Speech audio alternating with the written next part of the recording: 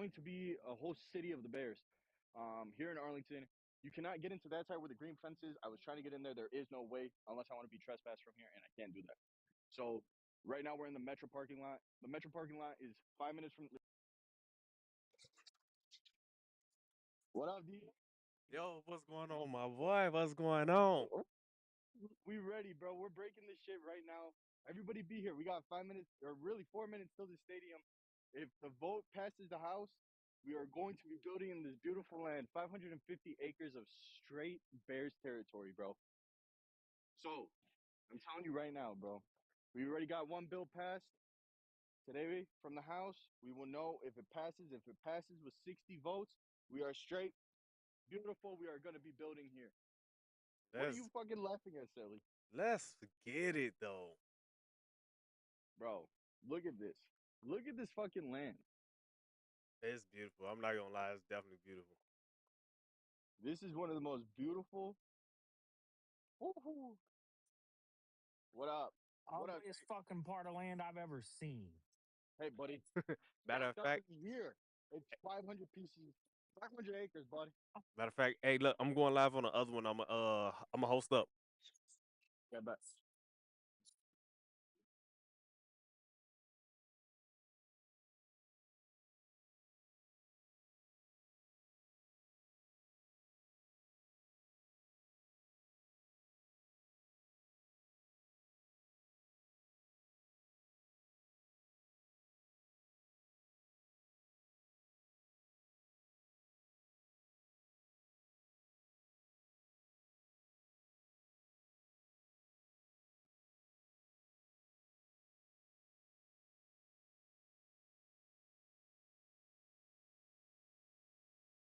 Yo, what's up, everybody? Hey, man, listen.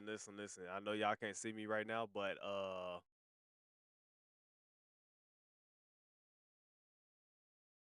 give me a second. I know y'all can't see me right now, but look, we're going live because we have news of the Chicago Bears. We have news of the Chicago Bears. So y'all get to this live. Share this live out. Oh, here we go. We got my guy, Shy Collector. He's All right, we got everything up. okay, here we go. Let's go. We got my guy Chocolate there, my co-host. He's already at Arlington Heights at the potential build that it is right there. Look at that beautiful land. Look at that beautiful land, y'all. Chicago Bears, the first part of the vote has been passed. The first part of the vote has been passed, y'all. Do y'all understand what that means? Do y'all really understand what that means? Arlington Heights, here comes the Bears. So, Now, what do you think about this? dude, I'm excited. I mean, we're gonna know by 5:30 if this shit is passed. You have no idea what you're talking about. Clearly, you haven't watched anything.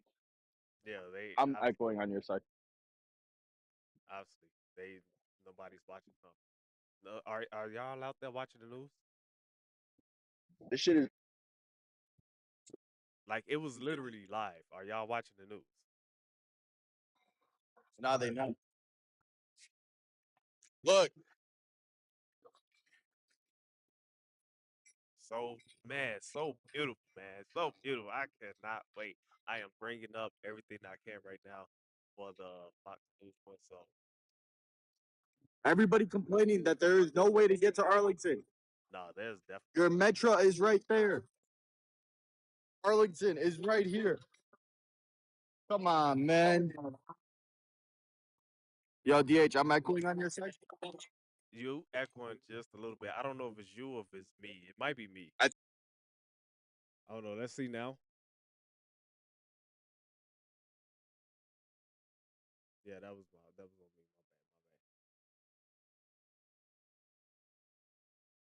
Yeah, they're about to start votes right now. I'm bringing it up here right now for us. Here we go. It's going through a little ad right now, so I can't necessarily show that, but yeah.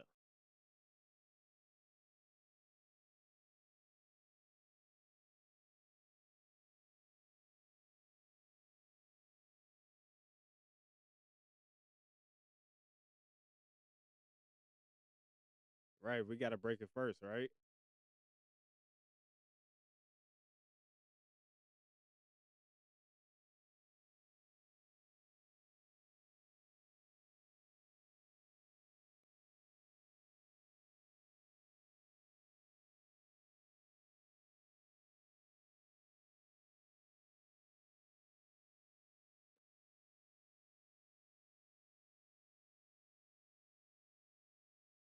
So look, right now I have these ads going up and everything. They're not out there right now. Fox 32 is saying that they will be right back, but hey, look, man, it's pretty much here. It's pretty much here. It's already past one way, so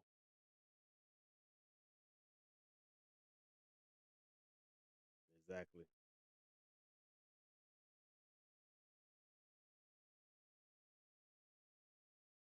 So as y'all can see right there, it is brought up. They showing the bean. If you see right there in the little corner, it is stating that we will be right back, is what Fox 32 is stating. This is the news that we get into, and it is live, y'all. So y'all are getting it from us first, from Fox 32, which is doing it live. Nobody else is doing this. Who, hey, Shy, who else is out there with you, man? Ain't nobody out there. They not doing what we doing, man. Share this out. Get it out there.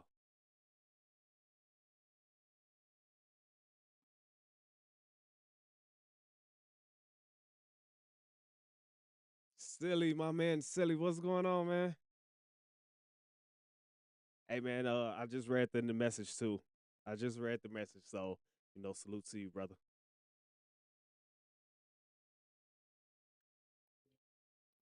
I know y'all hear some echo going on in background right now, man. So just give me 1 minute. Trying to get this shared out.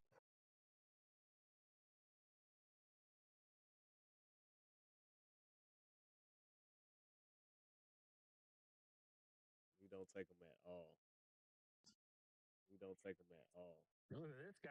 Look at who's this kid on the news? All right, hold on real quick. Let me delete up off of this Bluetooth so that way. All right. So from my viewpoint, everything looks good. We all look great.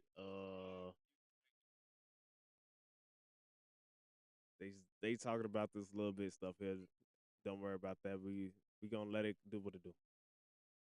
They are coming back from break to do their votes right now. They just came in, so let me make sure that they're not up on. Yeah, so this is the live at 5 News right now. So until they do come up,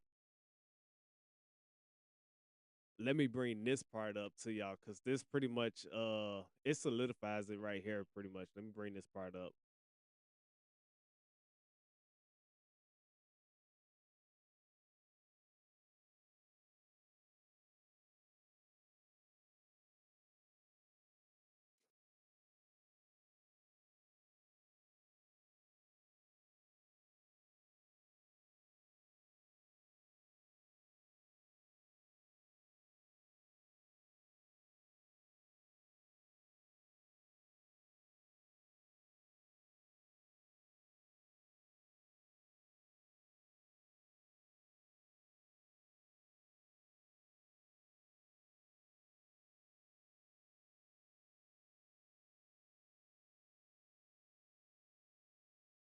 I gotta make this just a little bit smaller so y'all can see. There we go, right there.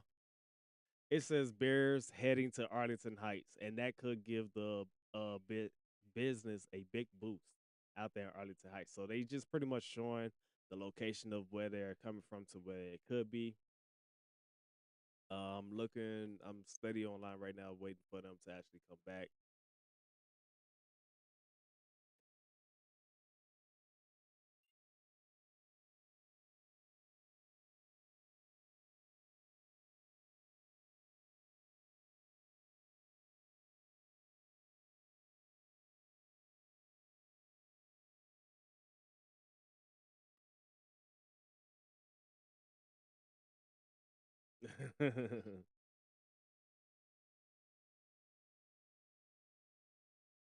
Right now, you looking straight from Fox, straight from Fox.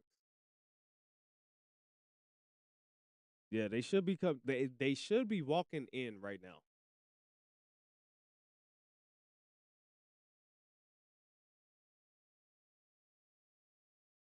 Okay, okay. Let me go to it right now then.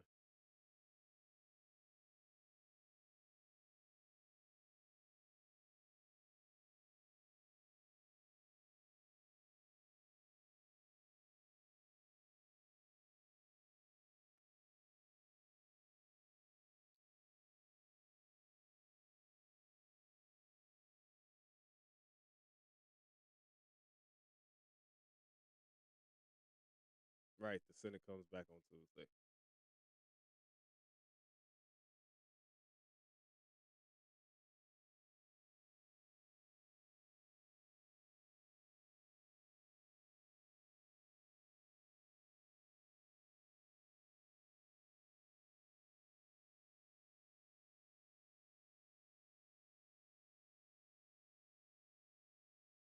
Yeah, I'm going to it right now, bringing it up. Okay, here we go. Here we go. Here we go.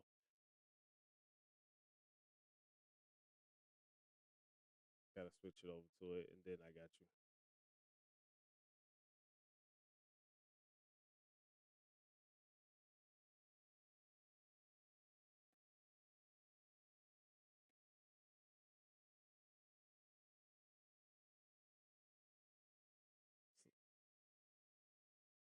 So this is what they have right now. So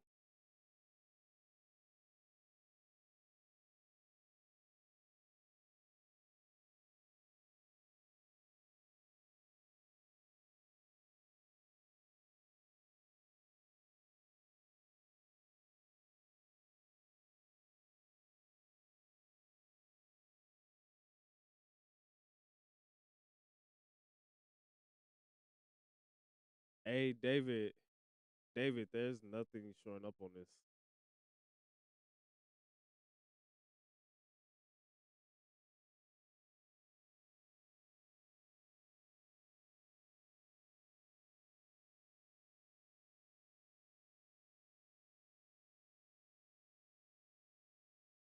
I know, right? Yeah, definitely. I would.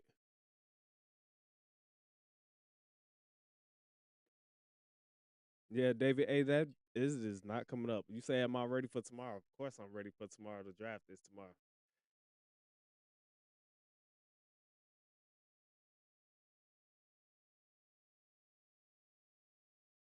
Did anything? Did it start moving on y'all end?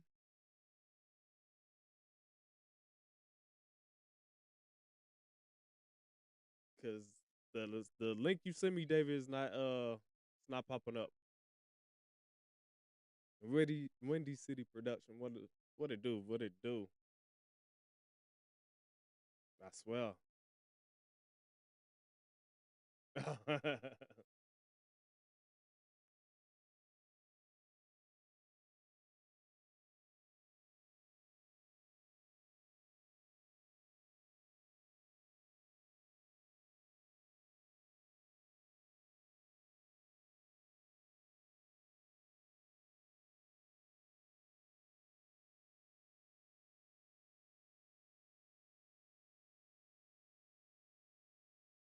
And we still got the same thing going on, David.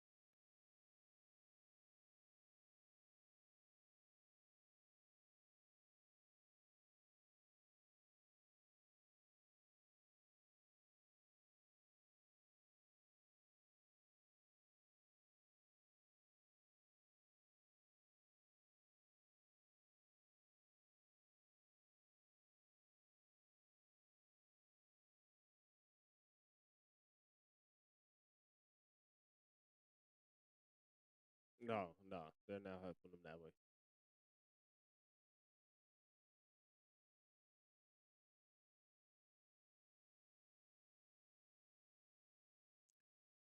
Hey, hey, David. So that link is definitely not going through. It's supposed to. It's the right link and everything. It's just. It's not. There's no video feed yet.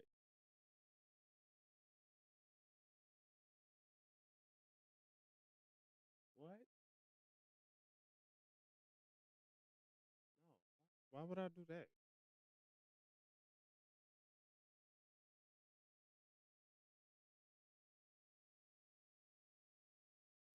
Of, of course, they want to restrict us right now.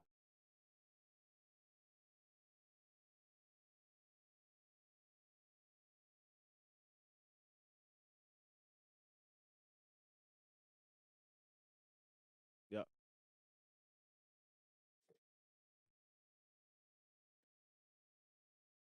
Hey, y'all. We are trying to get this up and going as we speak, though.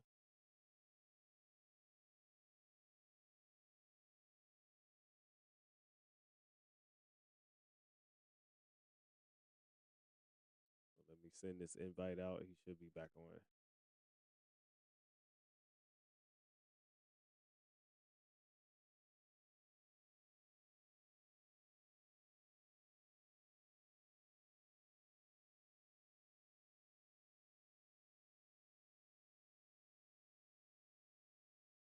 All right. So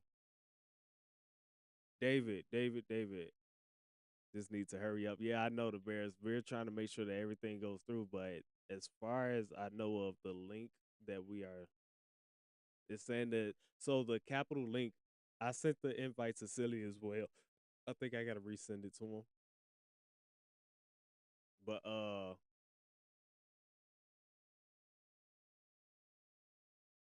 yeah, he's not up here no more. But I'm trying my best to get whatever video feed that they have up. They are not giving us much. Mind y'all, this is the government, so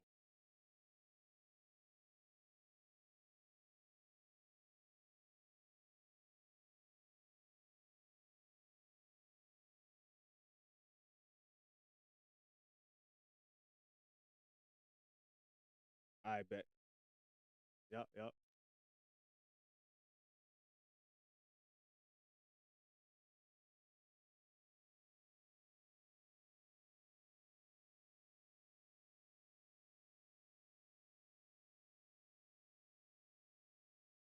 So y'all, right now, this is all that we have as of now.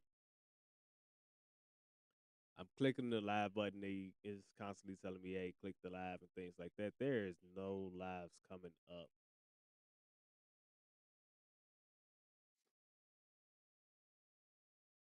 and there is no substance going on. It should be telling y'all the substance, whatever, blah blah blah. But there's nothing going on.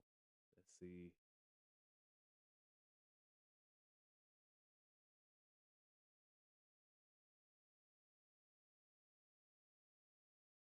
Refresh and try my best to go back in there.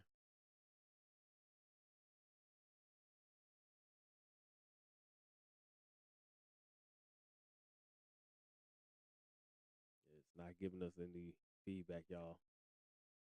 What is going on? Why? We want to know what's going on with our Chicago Bears. Let's go. So, as Sha was telling everybody, man, it has already been passed 15 to 5 at the House. It has to go to the Senate. And usually, if it goes to the Senate, it's already passed. Yo, my boy, the 30. What's going on, the 30 guy? How you feeling, man? David, welcome in.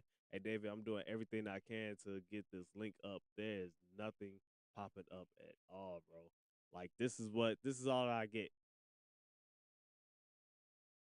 You say the link in the Capitol sucks, man. Hey, I'm trying my best to get it going and everything. This is all that it's giving me, like literally.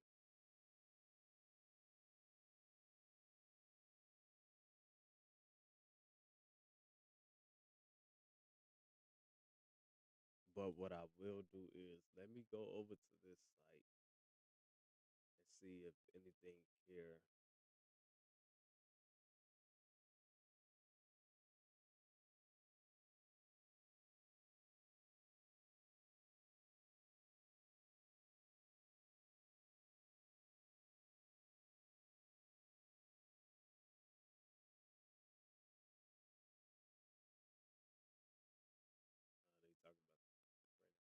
care about the temperatures. We want to know what's going on.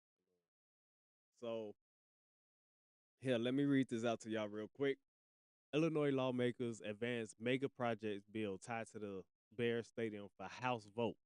Illinois lawmakers are looking to advance a key piece of legislation the Chicago Bears want passed before building a new stadium in Arlington Heights.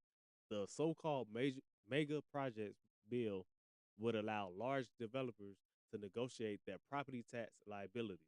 The Bears are also considering a new stadium site in Hammond, Indiana, but have yet to make a final decision on their next home. I'm so sorry. Illinois lawmakers are advancing a bill that the Chicago Bears have said it's necessary for them to build a new stadium in suburban Arlington Heights. HB 910, the so-called mega projects legislation, will essentially allow the Bears to get a break on their property taxes to build a stadium that is estimated to generate thousands of jobs and billions of dollars in economic compact. The legislation passed out of the House Revenue Committee on Wednesday, which is today, with a vote of 15-5 in favor, and it will head to the House for a full vote. So now, this is what we're pretty much saying, y'all. They pretty much passed it so it could go forward. The bill is being passed let me not say so the Bears can get a tax break. That's what it is. It is a tax break so they can build. It's also there's language in there that also states that hey, along with us getting a tax break, individuals who do mega project, they will also get a tax break as well. And later on down the line, it will help with property taxes. So what we know, the hearing over the bill was scheduled to start at 1:15 p.m. before the House Revenue Committee in Springfield. It will be live streamed in the media player at the top of this story. So once it come back, it'll be live played. Uh, this this latest development comes just weeks after Indiana lawmakers also passed legislation to fund a new stadium in Hammond. Bears leadership have said they will make a decision on whether to build a new stadium in Arlington Heights or Hammond later this spring or early this summer, which is probably going to be like 2 weeks from today. It says, "What's the mega bill? What's the mega projects bill, and why do the Bears want it?" Let's dig deeper into it.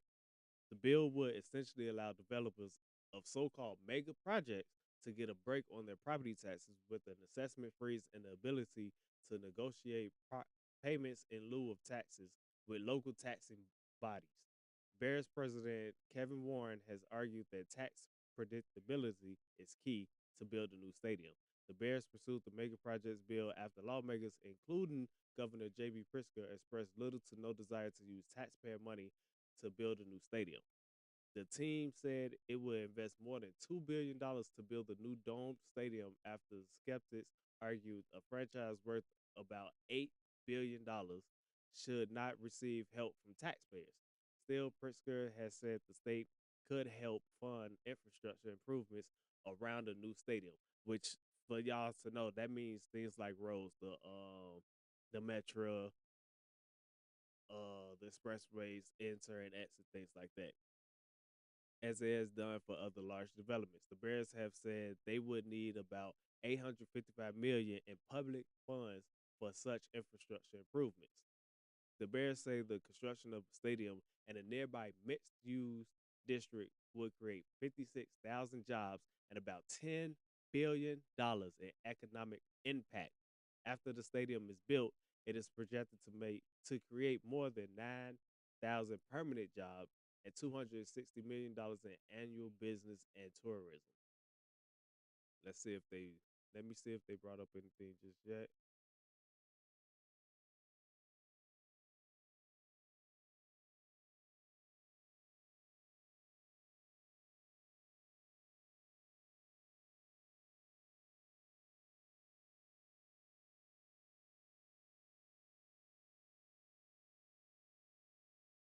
Okay, y'all. Let me put this in what you call it, because this is the link right here. We finally got it up and going, y'all. We finally got it up and going.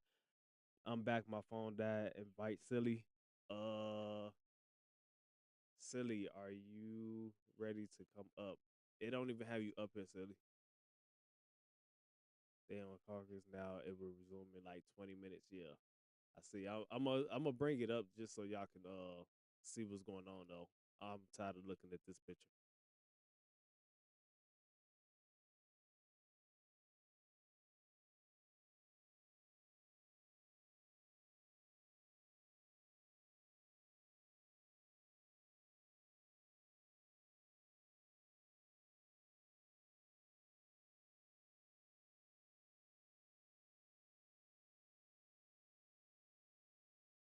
This is what we're waiting on right here, y'all.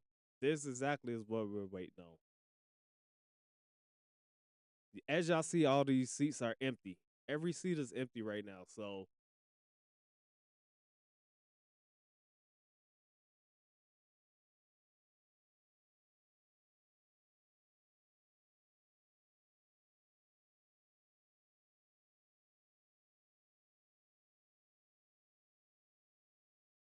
bring it down just a little bit for y'all.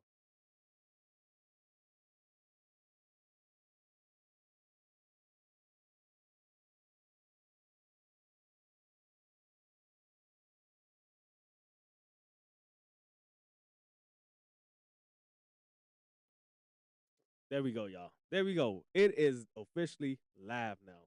It says some comments on this live were filtered, so whoever sent the comment and things, this is not going through.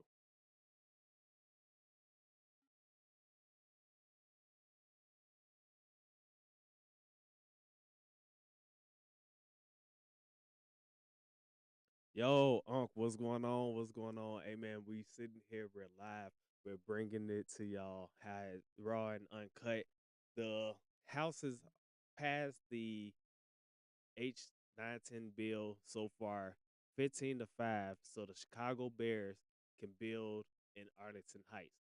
This vote has pushed it into the House is into the House to be fully voted on right now. Dolph, welcome in. Brandon Moore at X. He at the Capitol reporting. Oh, nice, nice.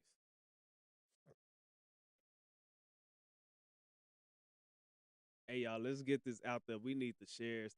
Hey, the Bears, if you still in here, man, I appreciate you sending out the daily check-in. You sending out them roses. You sending out the 5 goats. I appreciate you. We finally got it up. This is actually live. Y'all see the people moving and everything. We waiting on them to come back. As soon as they come back, man, y'all already know how we gonna do.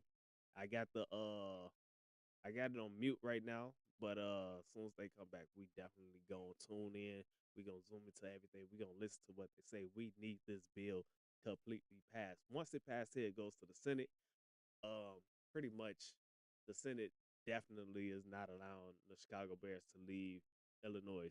So we already know that that is gonna be Arlington Heights. We know that they're gonna sit here and vote for it. So appreciate those likes. Yo, Guy, welcome in, Guy, man. How you doing, man? I seen that you was live a little bit earlier and things like that. I was gonna jump in. I was cutting my hair, you know. I got all cleaned up and everything. But we're definitely live on this House bill to be passed for the Chicago Bears, man. Let's go. I'm excited. We got the draft tomorrow as well. You just got back in. Appreciate that. So Arlington Heights. So far, Oscar. So far, yes, Arlington Heights. So far. But it has passed the first part of the House to be fully voted on. So it had to be passed first through the execs, I guess you could call them. I forget exactly what they call the chamber. So now that it's passed through the chamber, it went through, yes, 15-5. Now it goes to the House, which it does a full vote here, which is what we're waiting on. This is the video that's up right here. Right, the committee. It went to the committee and got passed. Okay, you going live in an hour on X? I bet. Uh, so yeah, it passed the committee right now, 15-5. That made it to the full vote of the House, which is what we're waiting on right here. That is the video that we have up right now. We're waiting on the House to come back. Appreciate that like. Appreciate that like. So man, you know, hopefully they come back. They should be coming back in about 4 minutes, y'all. They should be coming back in about 4 minutes. Hey, tell Silly I cannot. He's not live, so I can't send it to him.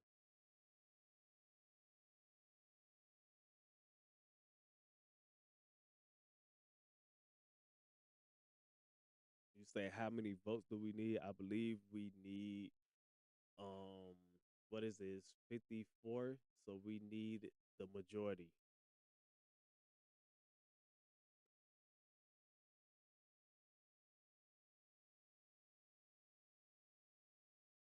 Right, yeah, I know he said that he was gonna go to that place, so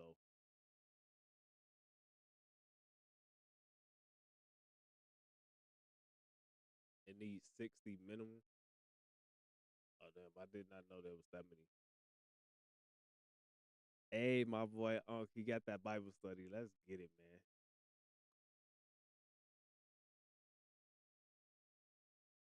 Go in there and pray for our bears, man. Go in there and pray for our bears.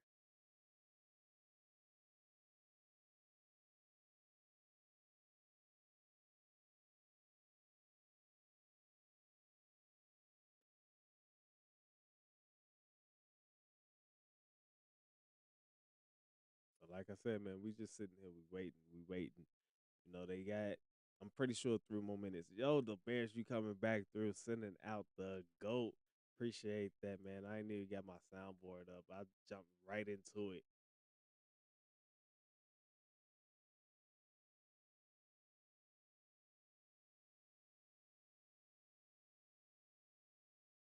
Come on, y'all. I need each and every last one of y'all to push this. We FYP everything. We gotta get this out here.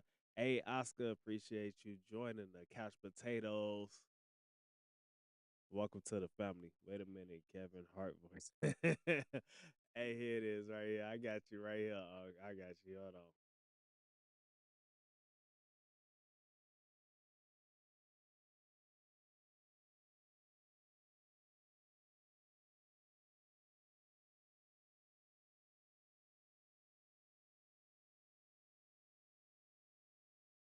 Yeah, there we go right there, y'all. There we go right there.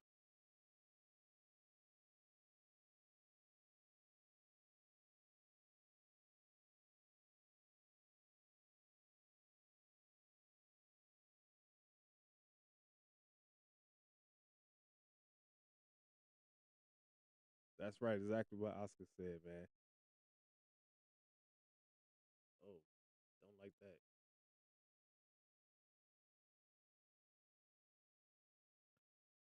Tap the screen. We bear down in here, man. State Representative Cam Buckner only sends a bill for vote if he knows he will get the vote 60. Oh, snap. He doesn't like getting rejected. Oh, well, there we go then. All right, cool, bro. Love, appreciate you stopping by, man. Thank you. Thank you so much, man.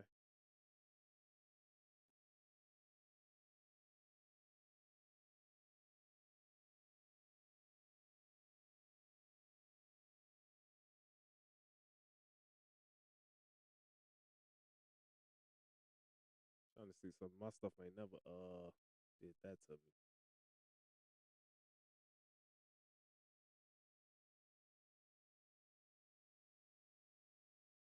It's still echoing. I don't know why it's echoing, but we all good.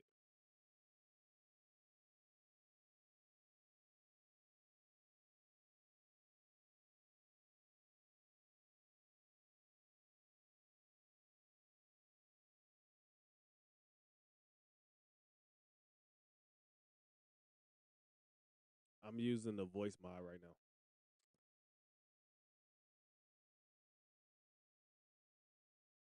Hey, Shot Collector, you still in here? Shot, you still in here, man? Please tell me you still in here. Oh, there you go. There you go. There he go.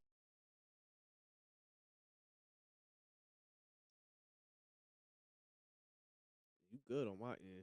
It say he been working on this all night till 4 a.m. and was back in Springfield before 6. Man, yeah, I've been asking him. He still haven't sent me the sound link. Who? Unc, yes, I have. Oscar, thank you for sharing that link, sharing the live, man. Hey, Unc, yes, I have. I sent it to you like twice. Man, I'm gonna send this to you through your phone, but you can also do the same thing with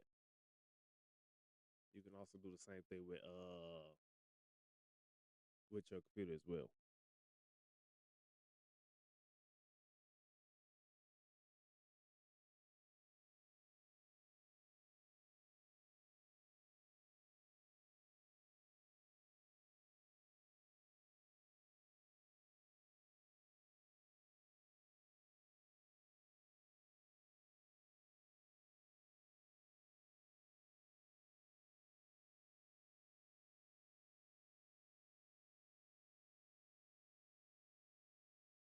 All right, it's sent to you right now. Yeah, of course. Hey, David, of course he's home that quick, man. David said, "Shad, you must be close to Arlington Heights if you back home." Yeah, he's that close to Arlington Heights. David.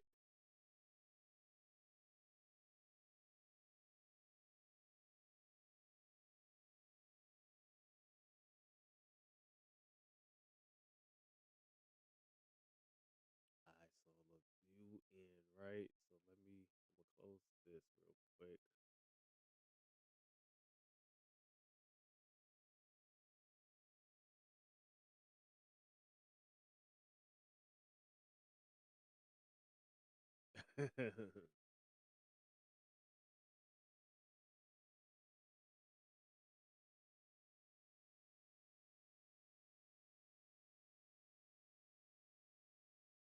Oh yeah, we looking good. We looking good. Hey, I'm looking at yours right now off the computer and everything like that, man. It look real good. Yeah, I'm looking at yours right now, Sha. So on my phone, I have mine pulled up so I can easily send stuff out and things like that. If I need to read any comments, I can read it off my phone. We going to link up then sometime in 15 minutes. Metro ride to a. So David said we're going to link up then sometime in a 15-minute Metro ride.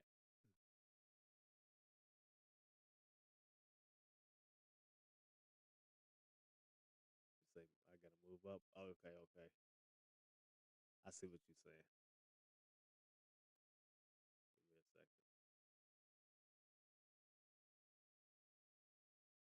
Yes, and I don't know why it wouldn't let you come through.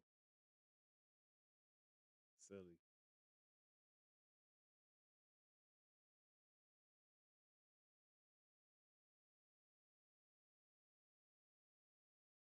Like that, right? That's good for that part, right? And let me just move myself up for the individuals that are on my.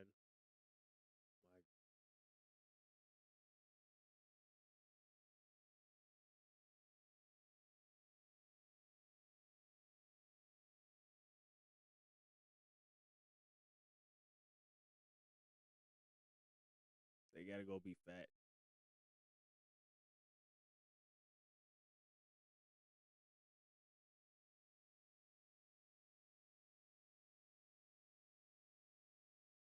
Make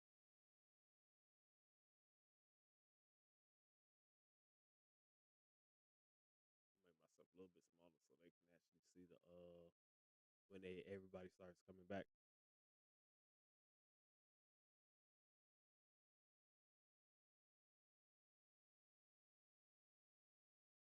Exactly.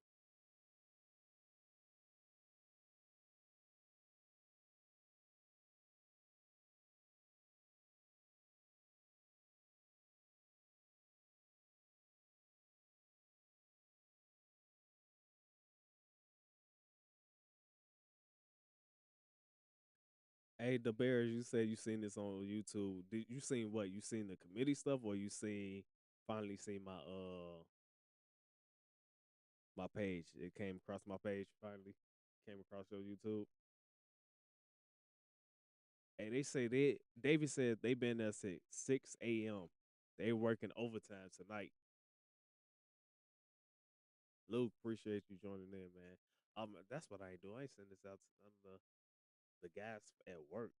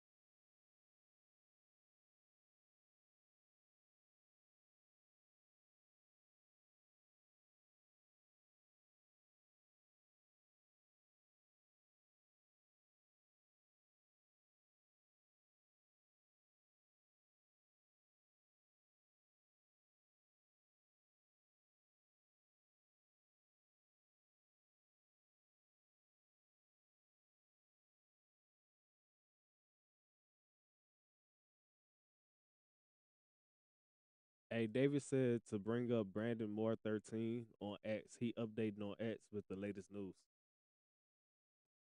All right, there you go. You heard him. So look, on my end, you gotta come down a little bit. You gotta bring. Yeah, there you go.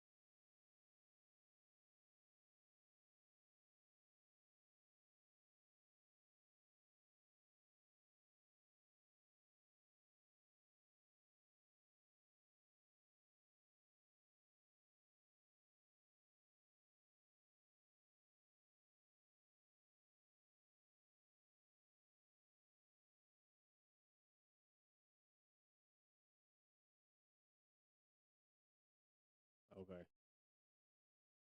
All right. Yeah. Hey, I'm here. I'm not going anywhere. It is live all the way to the end.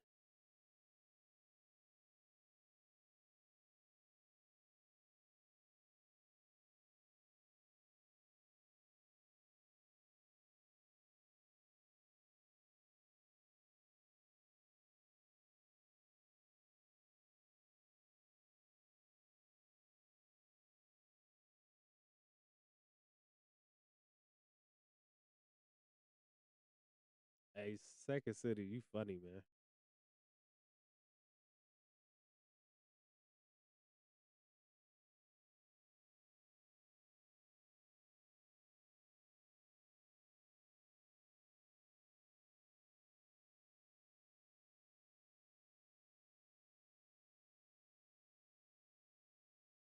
Exactly. Exactly. Hey, yeah, Oscar. Right now they taking an intermission. They been there since 6 a.m. Man, they been there since 6 a.m. So you know they got to go have lunch. It's already 6:10 in the afternoon, so they probably thinking about dinner, what they gonna end up doing, you know, eating and things like that. So bathroom breaks, all types of stuff. Talk to their families. So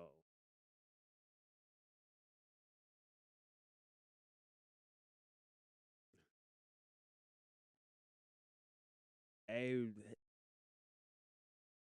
that background was just wicked. You just put the Chicago Bears behind you. I like that.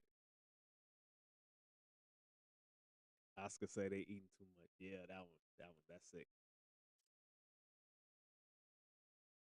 Damn.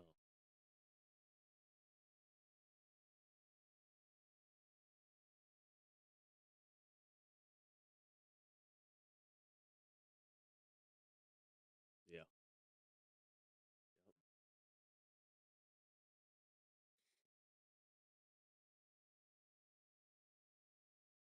Like honestly, I think as long as everything passes, man, it's probably gonna be the stadium will be developed within like 2.5 years. Insane.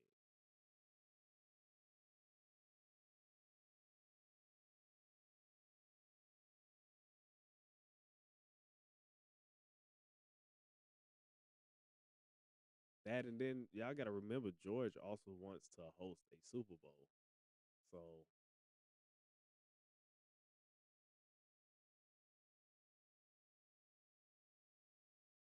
2030 the Titans just got the rights for the Super Bowl. Oh, see, I didn't even see that. I didn't even see that. So 2030 is over with. He cannot get the 2031. That's the one that he wanted too. He wanted the 2031. I wonder what's the significance of that. Why did he want that one?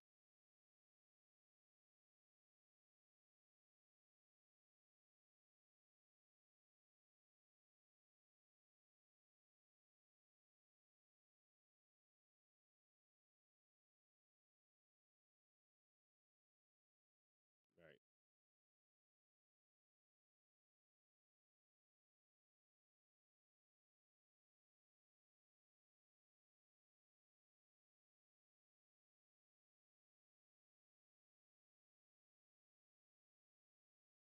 they get. Yeah.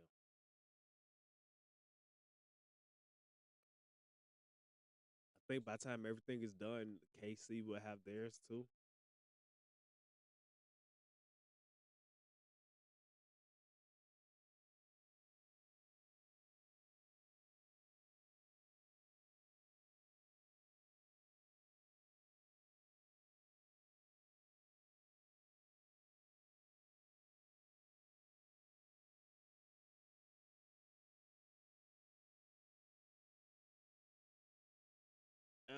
Hey, Pink, I can't sit here and lie. I'm right here by Hammond. I'm 5 minutes from Hammond, so I would have went live in Hammond if they would have got the Hammond vote. So if they would have voted no to this, I would have went right to Hammond and went live.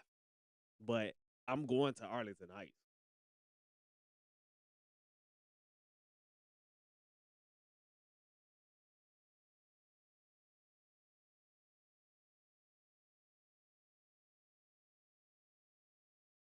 Nah, they not traveling from no Arlington Heights to Antofagasta. Exactly. Yeah.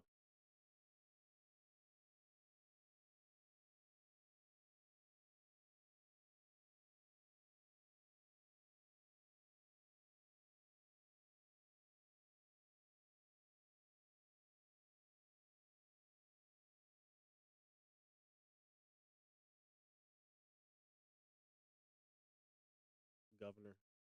Yeah. Hey, Second City, they was gonna change the name. They was talking about Midwest Bears. Like, come on.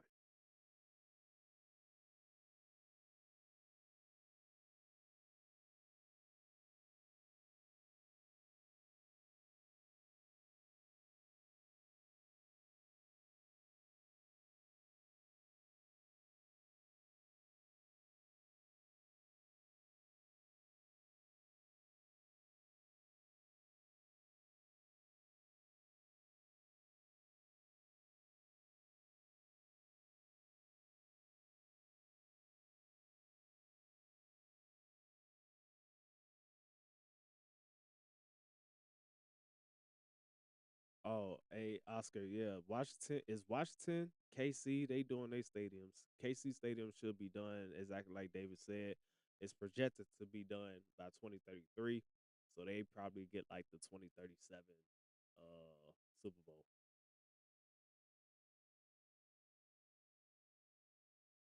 Yeah, they talked about October 7th. I mean October 2nd.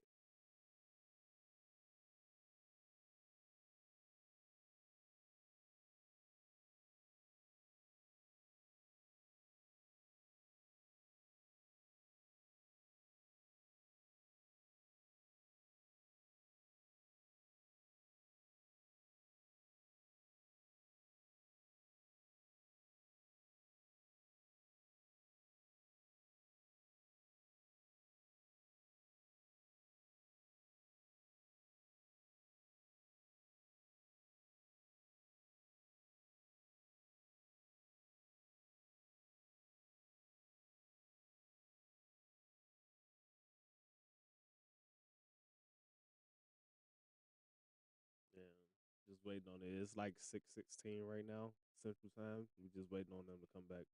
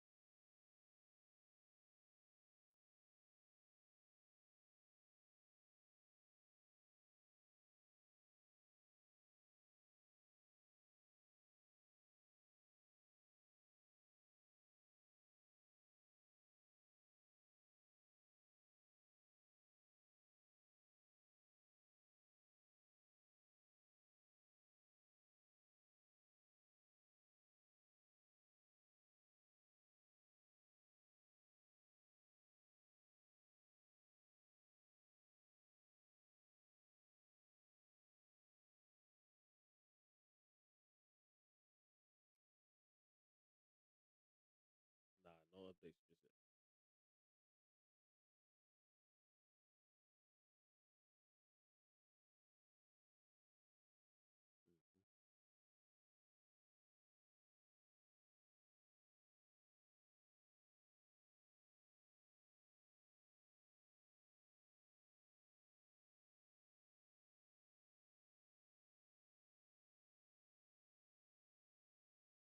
So this coming from David, the person that he wanted us to go to, that Brandon guy, he tweeted 12 minutes ago saying it has the 60 votes and the Republicans are on board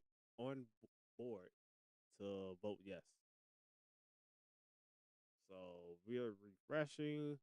I'm gonna bring it back up again.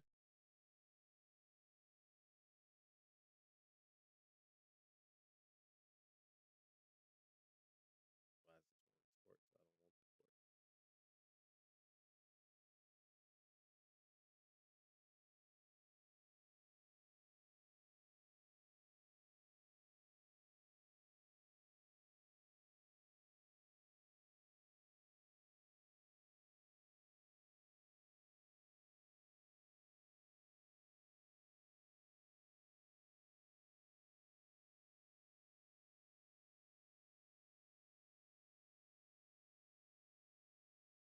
Oscar says, so we got the votes in. What David said, the guy that a resource of ours is saying that it's already happened, but we have not heard anything as of yet.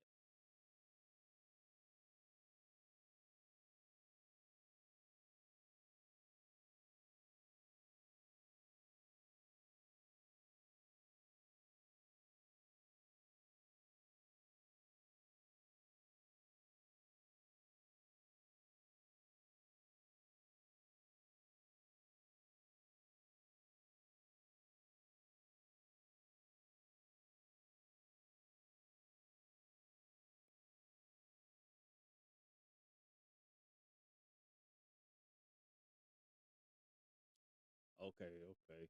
They saying they are discussing the latest details right now. They're just back there trying to. There were things they were saying during this that they were wanted to make sure they had correct. They asked the questions. They even asked the question: are they open to suggestions on some parts of this? And they said yeah. So the committee asked Brandon Johnson, and Brandon Johnson replied, "Yeah, they're open to any ideas, any great ideas, good ideas, not just ideas." Illinois Senate sponsor Bill Cunningham says we will work the bill like any other bill. We feel no pressure. We feel no pressure to take a vote next week.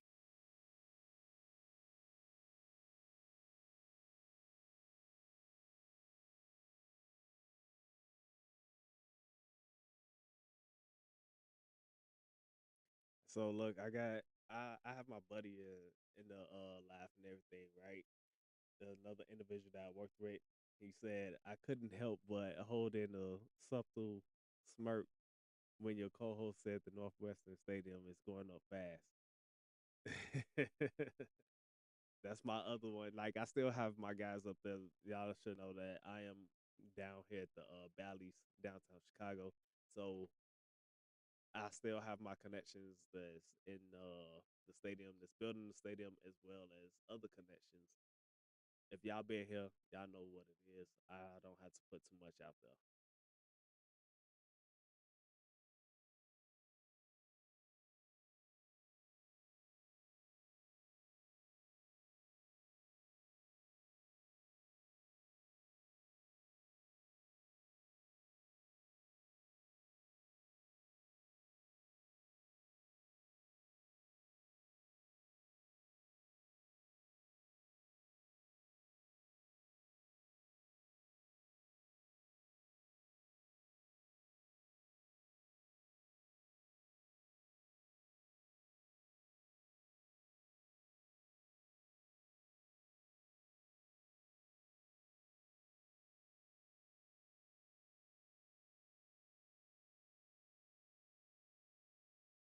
David says since the Senate is already saying no pressure, that it's definitely gonna pass the House.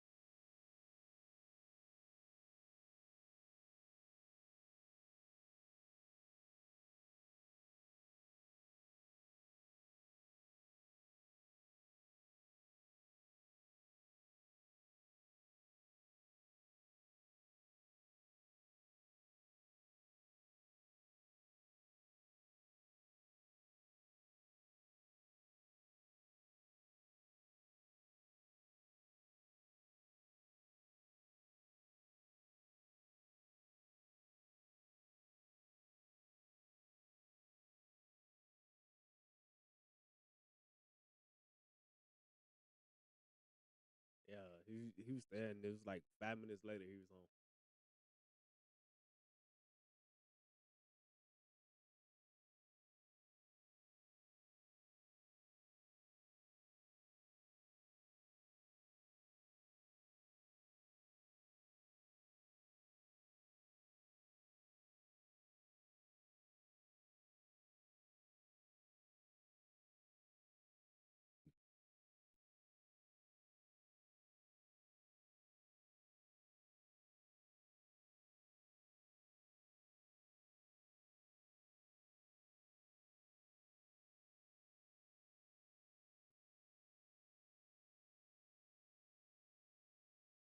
Oh, definitely gonna be pissed.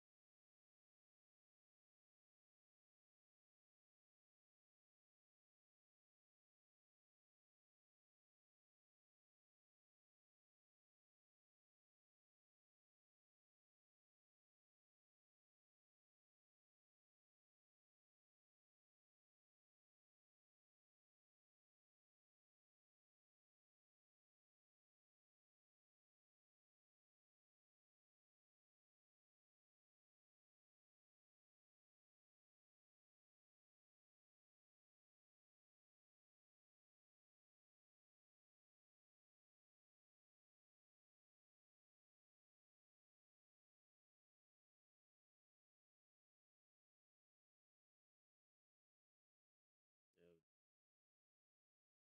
So no lie, it should be 6:30. They usually say 6:30, right? Or they usually go by a certain increment. Now, if we looking at and at 6:30 they have not popped up, just know that they're pushing it back to like that 6:45 ish time or 6:35 to 6:45. And oh, right, hope. Go ahead, no, go ahead, go ahead. I'll still be on. I can still read his comments and everything.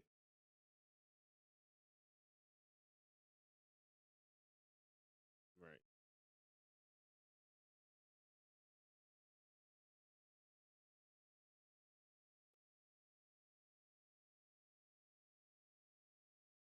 It'll be exactly like this. We'll have the highlights of the pick players, uh, specifically the Bears pick player and things. We'll try our best to make sure that you get. And I'm not just bringing just highlights like how the draft will bring y'all highlights, where y'all see the good plays and things like that. I'm digging in. I'm looking for every play. Hey, did this player lay off on this play? Did this player, get fooled on this play? I'm looking for all highlights. I'm not just looking for great highlights.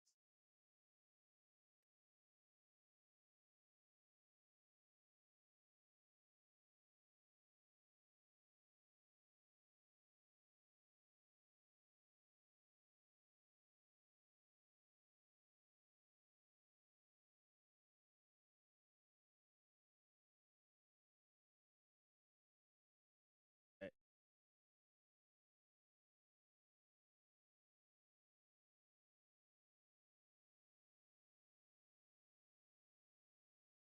Yep. So there you go, Doomsday prods. It tells you that right there. He just said it. Tomorrow is 5:30. Come through with us and things. We'll be live at that time. We'll be going through the draft. So the draft starts at 6 o'clock. And Styles, appreciate those roses, my dude. Appreciate those. He also says, that's what's up, y'all meeting up.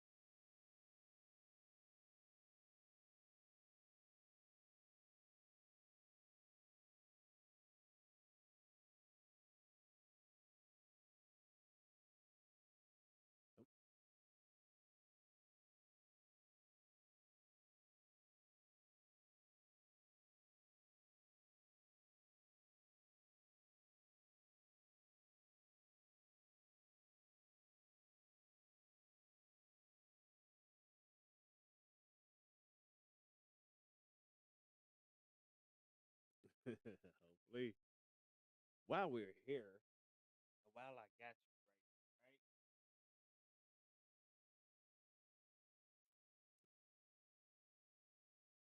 right, y'all can't even see it. I have a box coming in.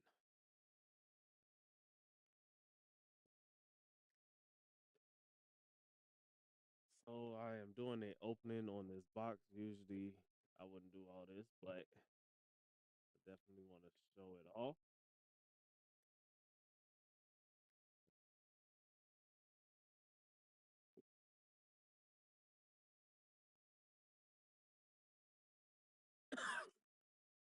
It's crazy because he just got off when I wanted to show him this.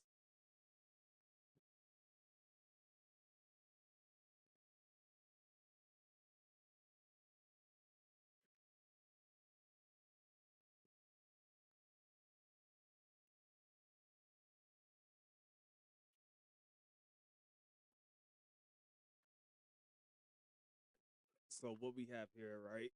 But y'all can't see it because I don't even have my screen up. But we have the wireless mics that we will be using once we go out there to Arlington Heights. Once they pass everything and we do our meetup and we're gonna do our meetup, we're gonna do interviews and everything. We'll be using this right here. Can't wait to use it. That way I don't have to bring out all these wires because I really don't want to bring out all these wires and I don't want to scream into the phone, y'all. That's what I end up doing. I'll be screaming into the phone.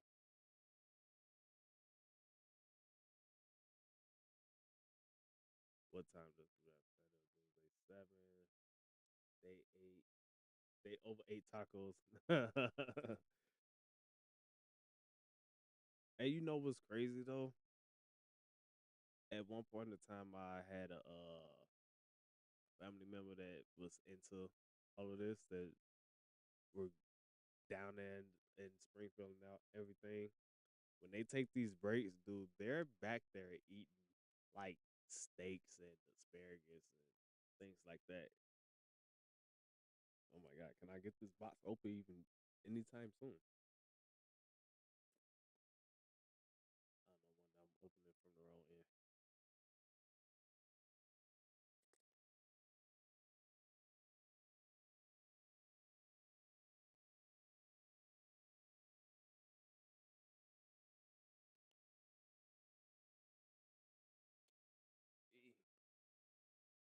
It's not like I was gonna use that part of the box anyway, so whatever. If it ripped, it ripped. And here we go. Finally, got it open. Okay, cool. It comes with a cool case. Y'all can't necessarily see everything, but you got a decent, nice little case that comes with it, carrying case. It actually has two of them. This one is pretty heavy, and it comes with a charging kit. Cool, cool, cool. So let's see what we have here. Let me open this case first. Okay, this is our little carrying kit for the chargers. Just in case we want to link the mic up to our bodies. What is this cord?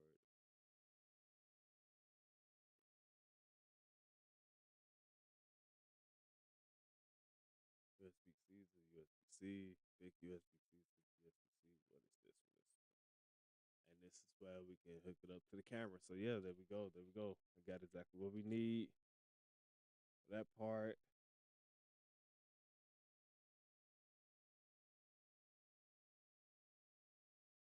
Bear down, exactly.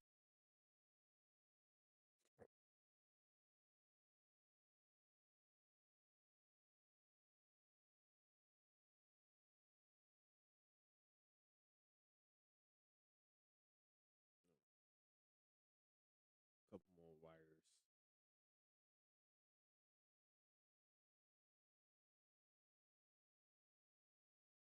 Don't even know what that is, but we'll figure it out once we read. And yes, y'all, we do read instructions before we use anything. That is very important.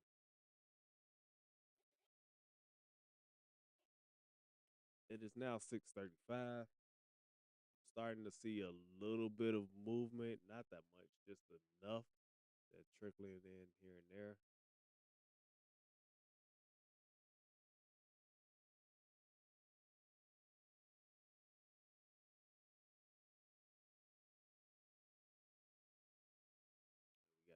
We got some movement going on around there.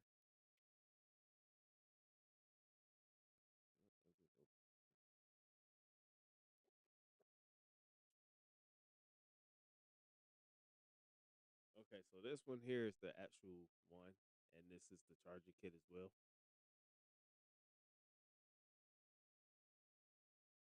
So these are them, y'all. These are them.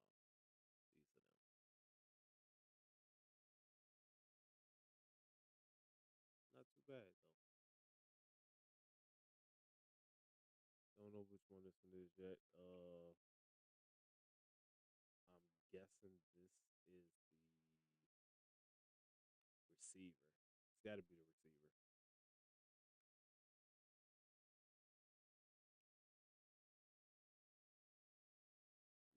Yeah, these actually have the mic on it right here.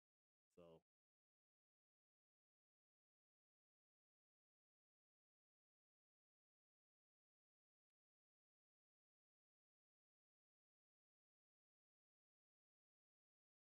yeah, Ostals, they in Springfield right now. That is where every vote is done at. Every House of Representative vote is done there. Anything that has to do with the state, as far as the Senate vote, it is done there. So all your bills, the reason that the taxes are so high, property taxes so high, not necessarily gas, but the gas tax and things like that, they go there, they make they vote, and whatever they come out with, that's the reason why it is what it is.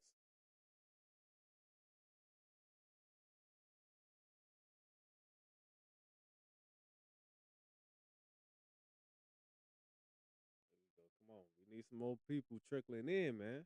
They're not coming in fast enough for me.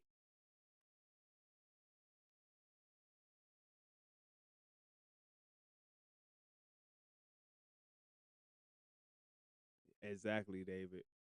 The Capitol building where all the laws to screw you over happen. That's exactly where it's at right there.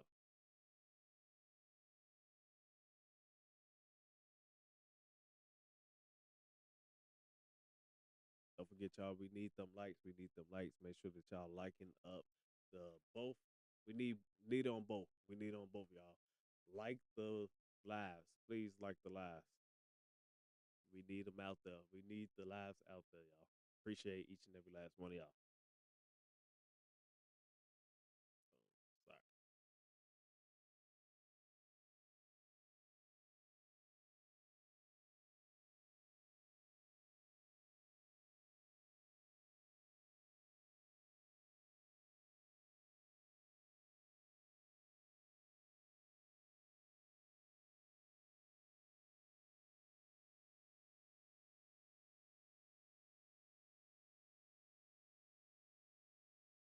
You know who's not up here right now?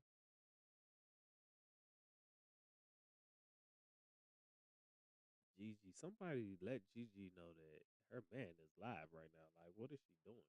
Tweaking.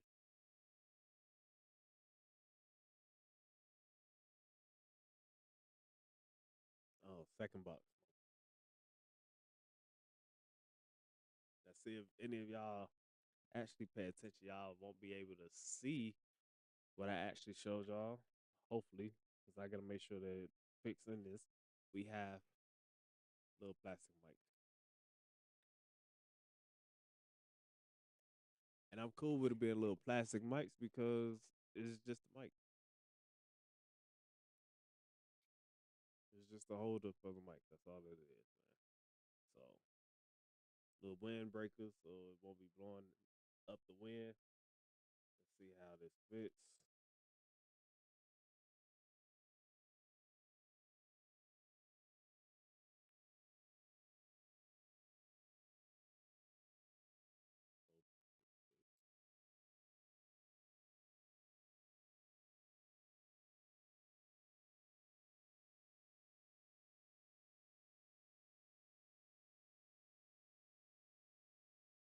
Yet I don't know how to put this in. Another instructions that I'm gonna have to read. Figured it out already. Didn't even have to read it.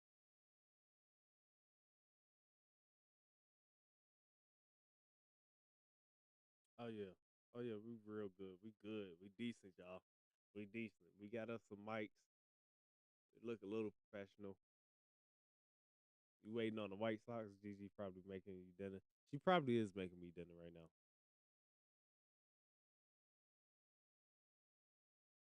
Say what time you got on live? 5:30.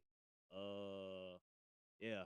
I think we got on live right after they dismissed. As y'all see, they are trickling back though. So let's get the sound going on over there. Get all this out the way.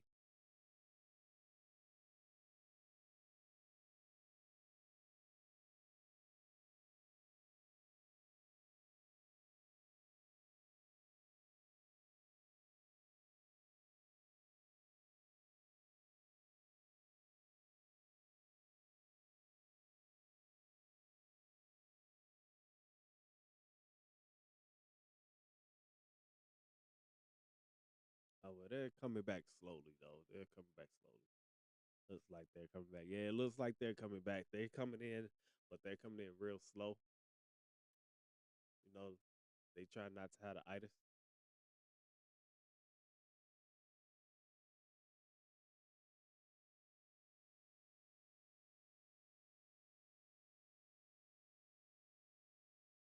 You're gonna Copper Bear Soldier Field replica.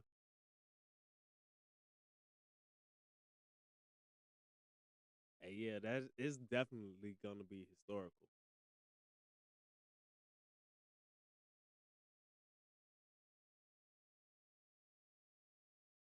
Everybody that's over on the Shot Collectors stream is live right now. Hey, as you all can see from my side, they are starting to trickle back in. 6:45, the guy just tweeted. So they will be back in 3 minutes. They will start in exactly 3 minutes, y'all. We appreciate that. We appreciate that.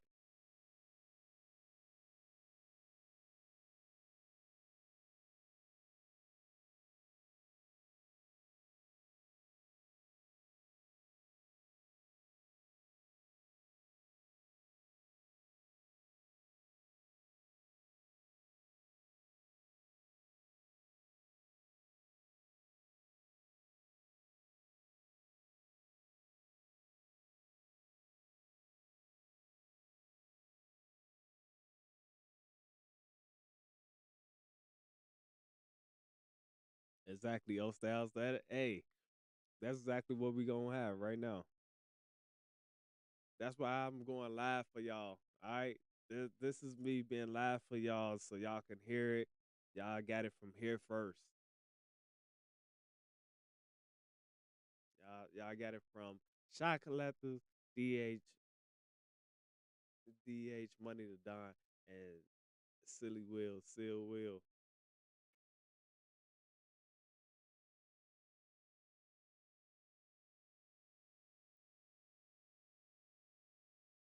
Yeah, they all starting to get back in. They only got a minute, so but you know they probably over there on CP time anyway. But a lot of people are starting to trickle back in, so about time because I'm tired of hearing politics about Indiana and Illinois, man.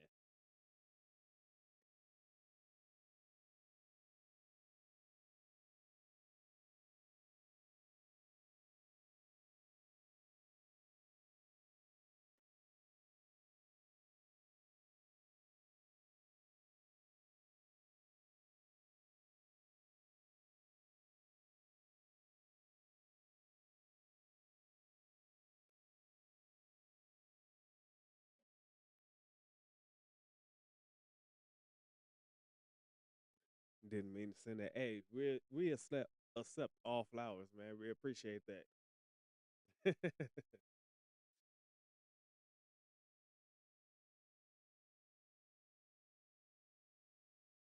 So far, there isn't anything going on. They haven't said anything, so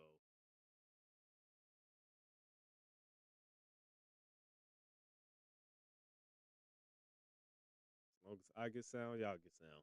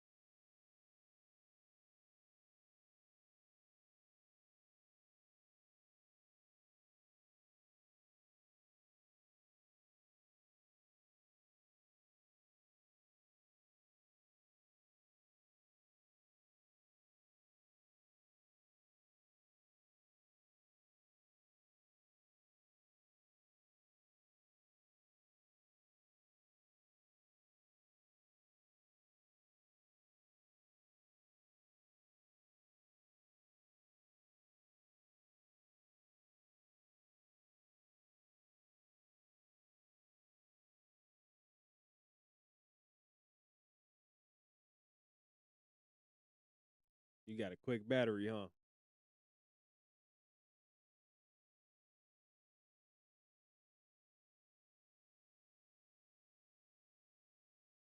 David, I don't know what you're saying right there.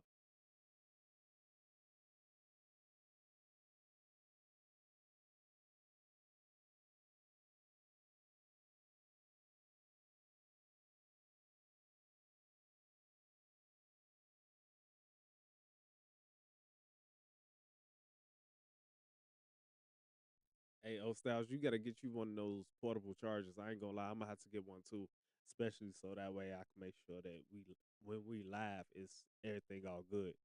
You at 59%? That's better than what my phone on right now. My phone on 16%.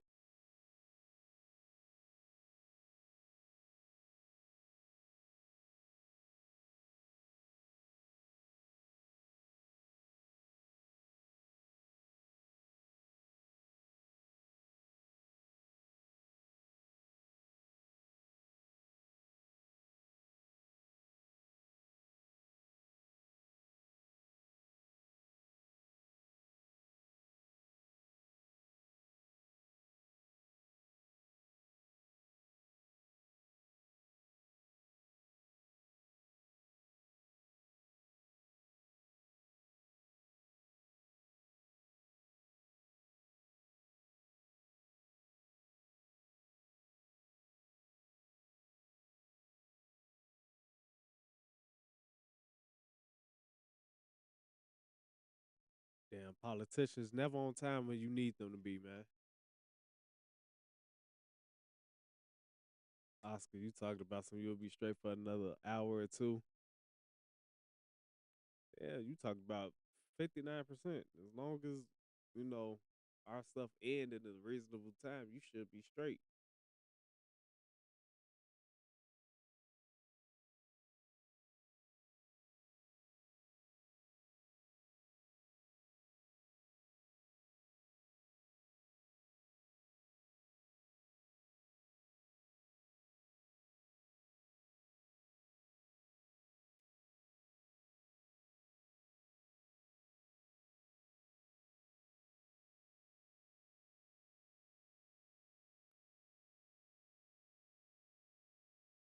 Hey, we appreciate them likes on both ends, y'all. We appreciate them likes on both ends. They are trickling in slowly, but it will start soon. So we appreciate y'all for joining on both ends. Thank y'all to join us on the Shot Collectors live as well as joining us here on the on the Couch Sports Podcast. We appreciate each and every last one of y'all.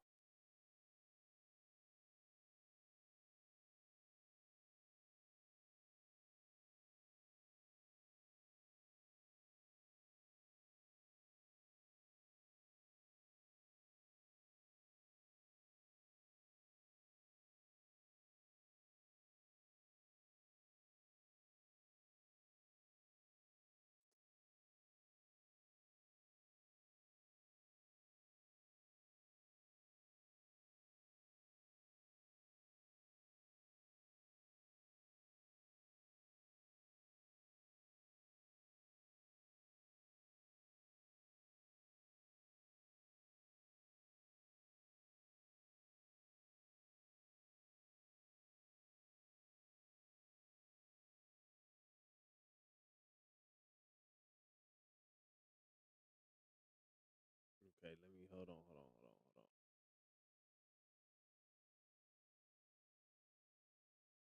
Okay, so Oscar Morales, they are not saying anything right now. They just chit chat. Once everybody is back and everybody's sitting in a chair, they're gonna commence the voting. They're gonna present what's been voted for and everything like that. Then they're gonna call out some names, some representative names, and then they're gonna vote from there. Right now, everybody's just coming back from their dinner. Oh, Styles, you at the park chilling right now. Let's go. I don't know about that. Go Cubbies.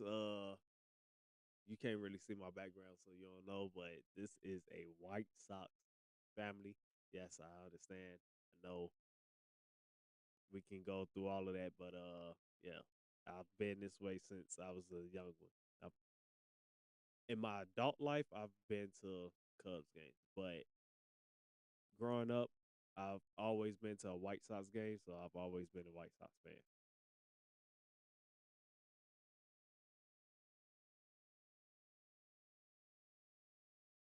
Of course, David, they definitely gonna take their sweet time, man. They don't care. They get paid to be here. Like they're gonna take their time.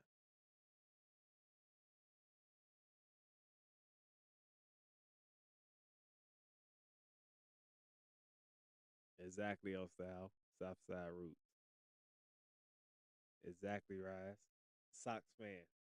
Let's get it. Even with us not being great right now, I'm still a Sox fan. DMV is the worst. Tap them likes, yo. Appreciate that. They appreciate that. Make sure that y'all typing the likes on both ends. Type the likes on both ends. Appreciate each and every last one of y'all joining in. If y'all can, please hit that share.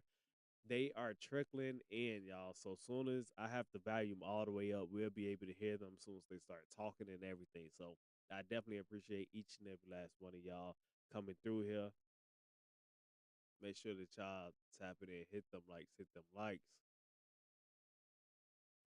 likes, hit them shares. Uh, we don't ask for any gifts. I know y'all see up there the little gift gallery and all that. We don't necessarily ask for any gifts, but if y'all do, daily check in, go Poplars. Hey, definitely appreciate that, Rose.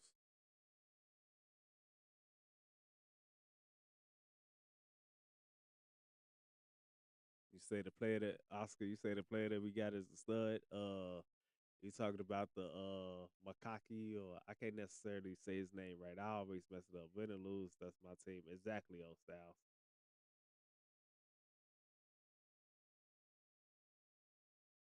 Appreciate them likes.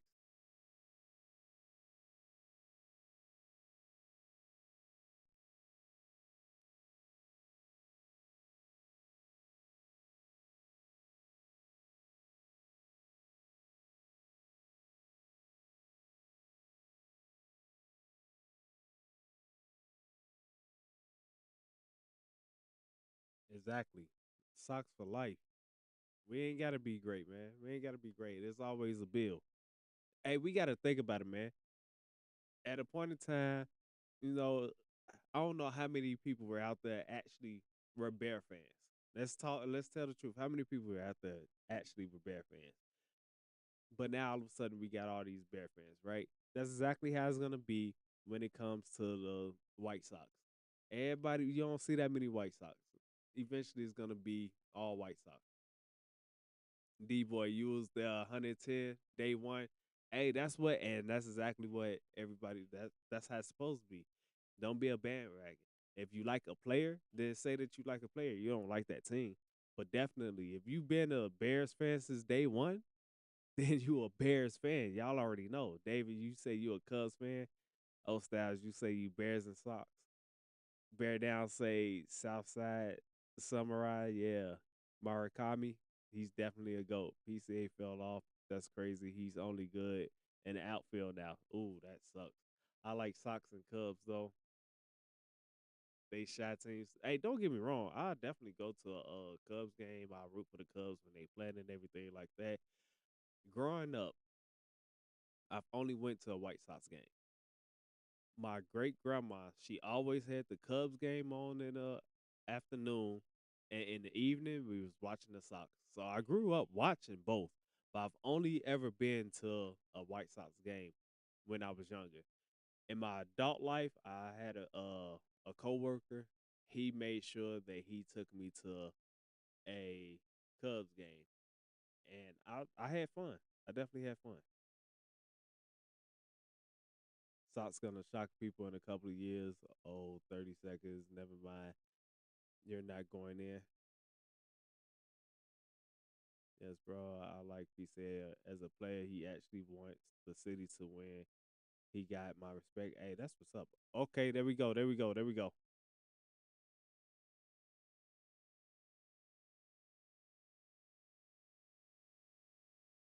All right, so that y'all heard it. 4 minutes. We got 4 minutes. Bears when we had Grossman, man. Attention, members of the House Representatives. The House will reconvene at 7 p.m. Please make your way to the House floor. The House will reconvene at 7 p.m. They just telling them to come through and everything right now.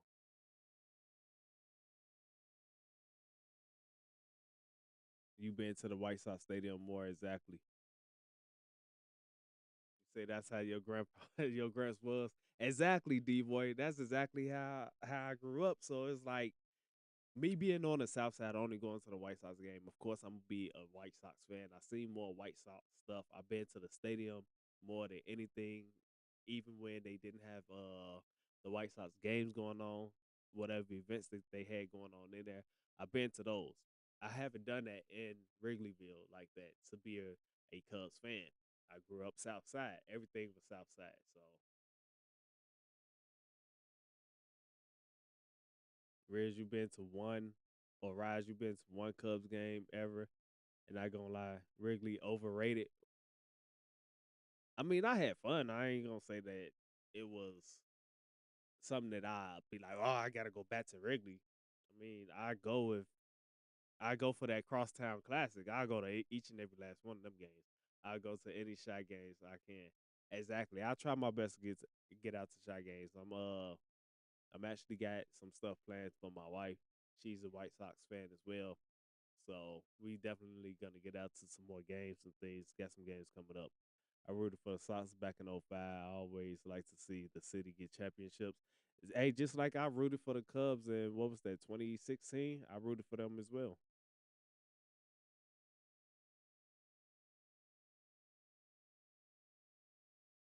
AD Wiz, appreciate you for joining the Couch Potatoes.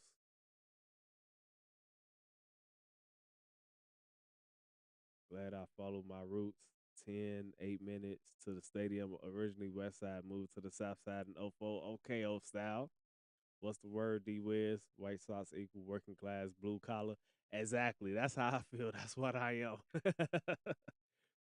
Hey, we got 2 minutes. We got 2 minutes. Let's get it. My whole family is Sox fans, grandma, grandpa, everything. Appreciate that daily check-in. We got 2 minutes, y'all. I got the Cubs World Series bobblehead. They offering me 4 G's. Dang. I'm not selling it. Yeah, don't sell it yet. Don't sell it yet. We got 2 minutes.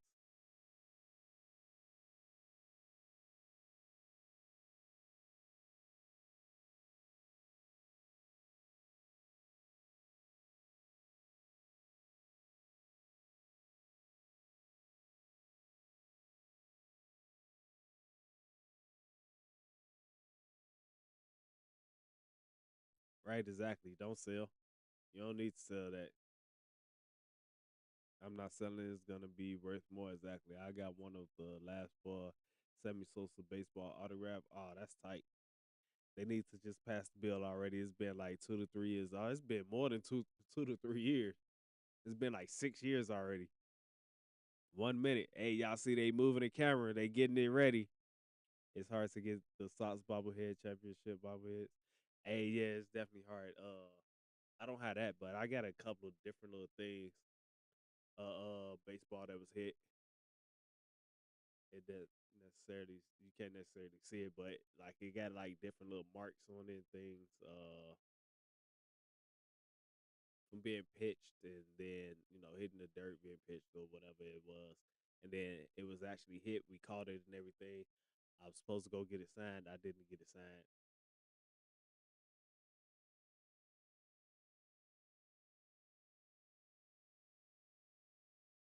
Yeah, they definitely getting ready. I got another ball that was signed and everything. Okay, here we go, y'all. Here we go. Here we go. Let's focus in, y'all. Oh, wait a minute. What? I don't know. Okay, there you go. This is a bat that was signed while we still waiting for them to come through. But Paul Konerko, Alexei Ramirez. The house should be in order. Let's focus in.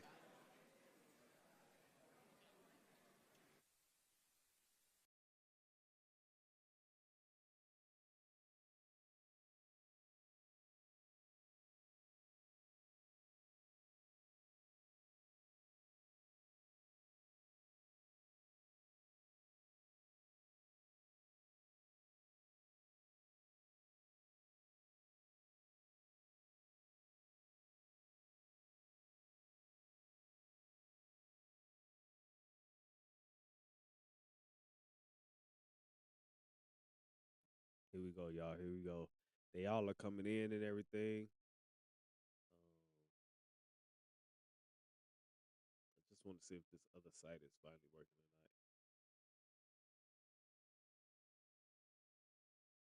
Which it isn't.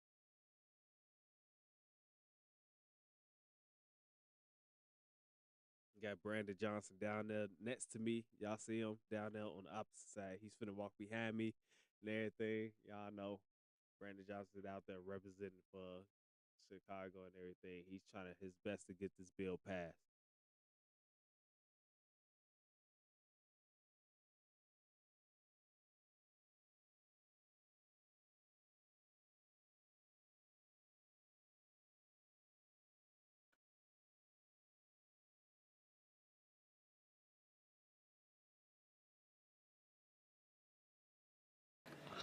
On page 2 of the calendar, House Bill second reading. At the top of the page, we have House Bill 910. Leader Buckner. Mr. Clerk, please read the bill.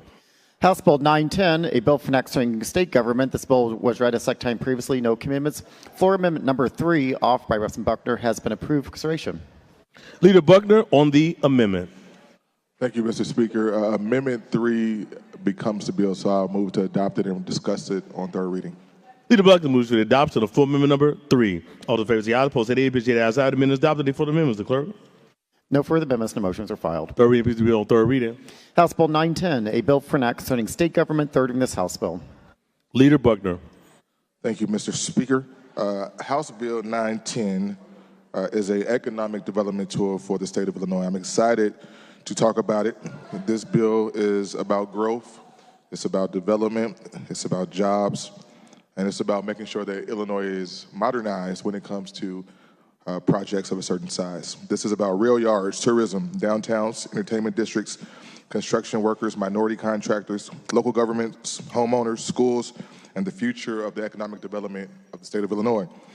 This bill says Illinois is not going to sit back and watch other states build the future while we argue over yesterday's tools. And this bill gives us the chance to compete and not compete recklessly, not compete desperately, not compete by giving away the store. This bill says we can compete with standards, we can grow with guardrails, we can welcome private investment and still demand public benefit.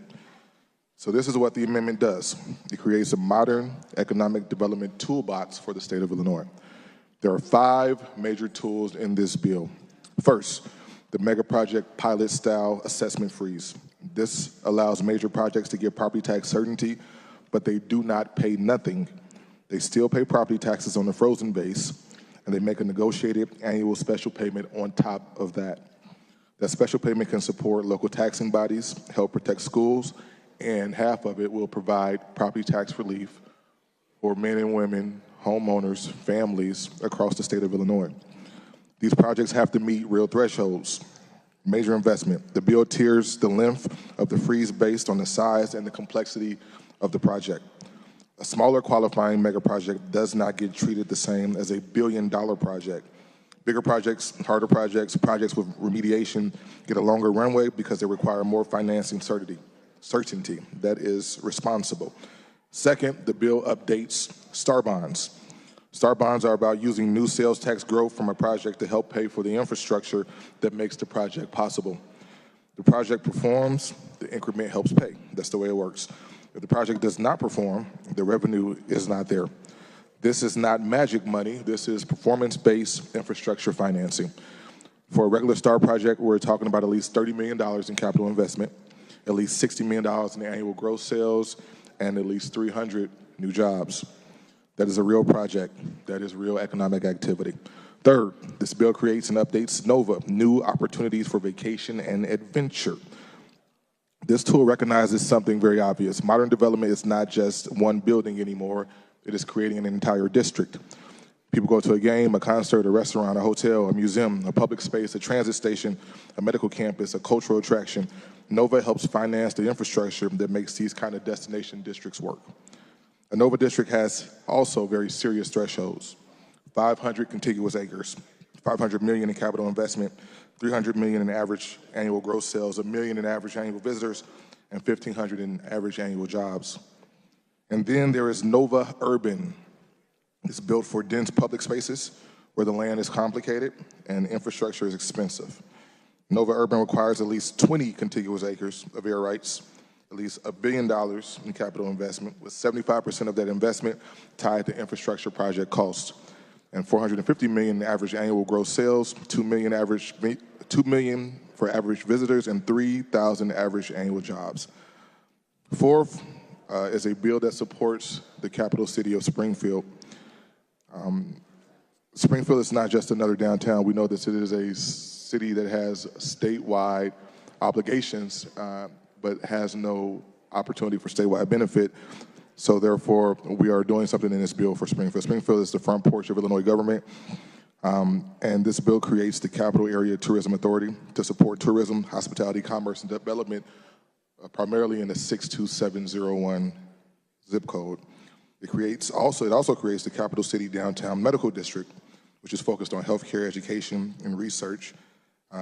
This is, exciting because Springfield has the ability through this to be able to grow on pace with other cities around the state. Fifth, this bill creates READY, the Railroad Rehabilitation and Economic Development for Yards program. READY is about unlocking land that has been stuck for generations. Illinois has rail yards, rail corridors, rail infrastructure that has become unusually hard to develop. Ordinary tools do not always work when you're talking about platforms over rail or environmental remediation or transit access, utility work, and massive infrastructure costs. READY is designed specifically for that. It is for projects in a city of 2 million people or more. At least 75% of the cost of land and the project improvements must be infrastructure costs. The project has to show the potential to generate at least $40 billion in aggregate new tax revenues over 40 years and increase regional transit ridership by at least 10,000 average daily boardings. These are high bars. This is once again, an economic development package that does a number of things, and I'm looking forward to discussing them with my colleagues, but what is also baked in this bill is project labor agreements, minority contracting goals, school protections, property tax relief,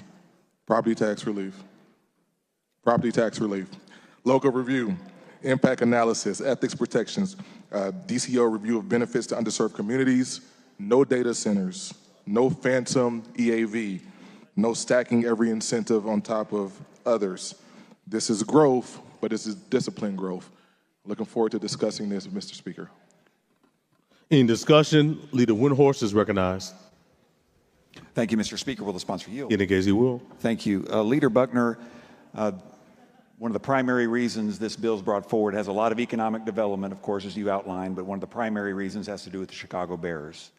If this bill passes, will the Bears remain in Illinois? I don't work for the Bears, so I can't answer that question specifically, but what I can tell you, Leader Windhorst, is that this bill puts together the mechanism that makes it possible for the Bears to stay here in the state. I think that for their own internal conversations, there needs to be more conversation about infrastructure and other things. But what this bill does is it, once again, creates a statewide suite of mechanisms that allow organizations like the Bears to remain a part of Illinois' stream of commerce and to also entice other entities who may be domiciled in other places to come here to the state of Illinois. Do the Bears support this bill? I've had a lot of long conversations with the Chicago Bears, including as well as other different entities.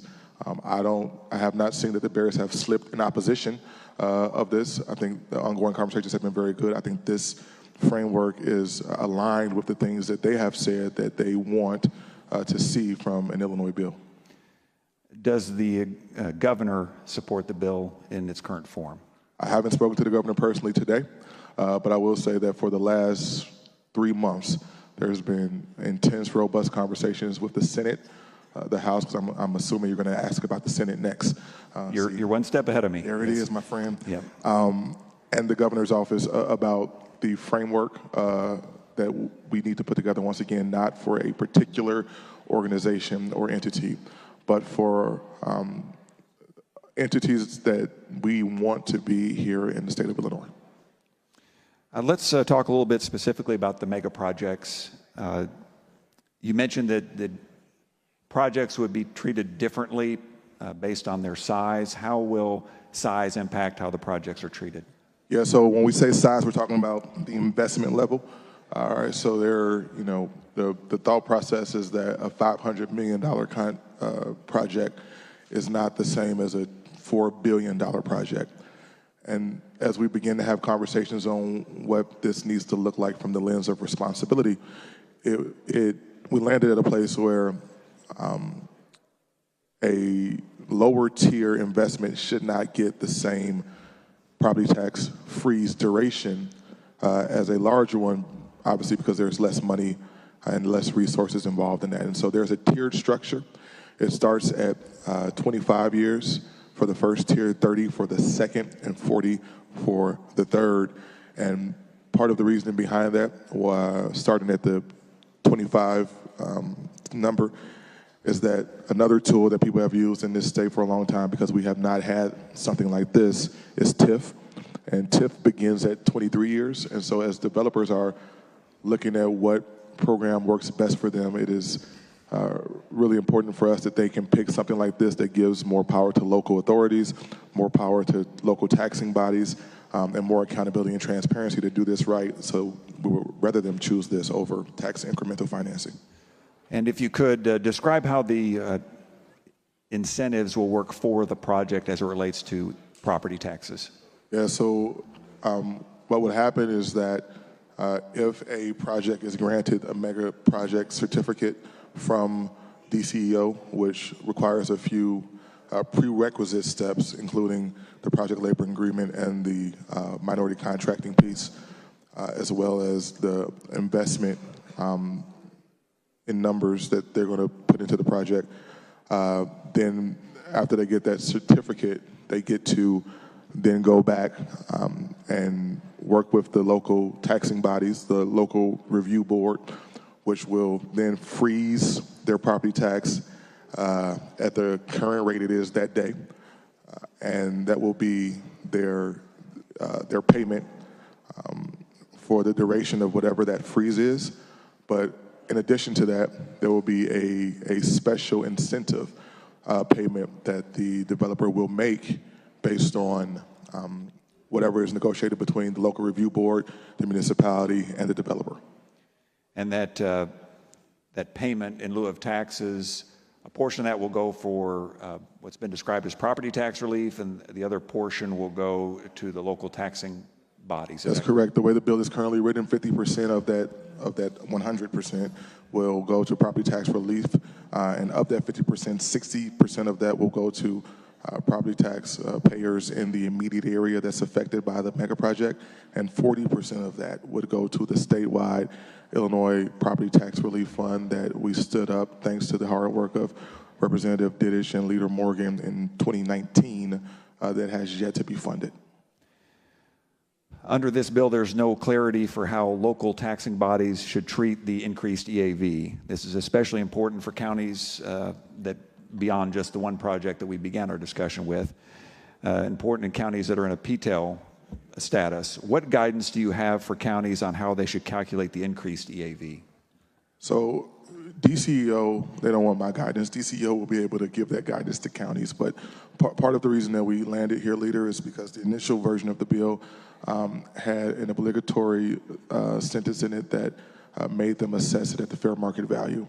What that created was a phantom EAV issue where people were going to be, ended up getting their taxes assessed based on something that wasn't being paid by the developer. And so we've removed that from the language.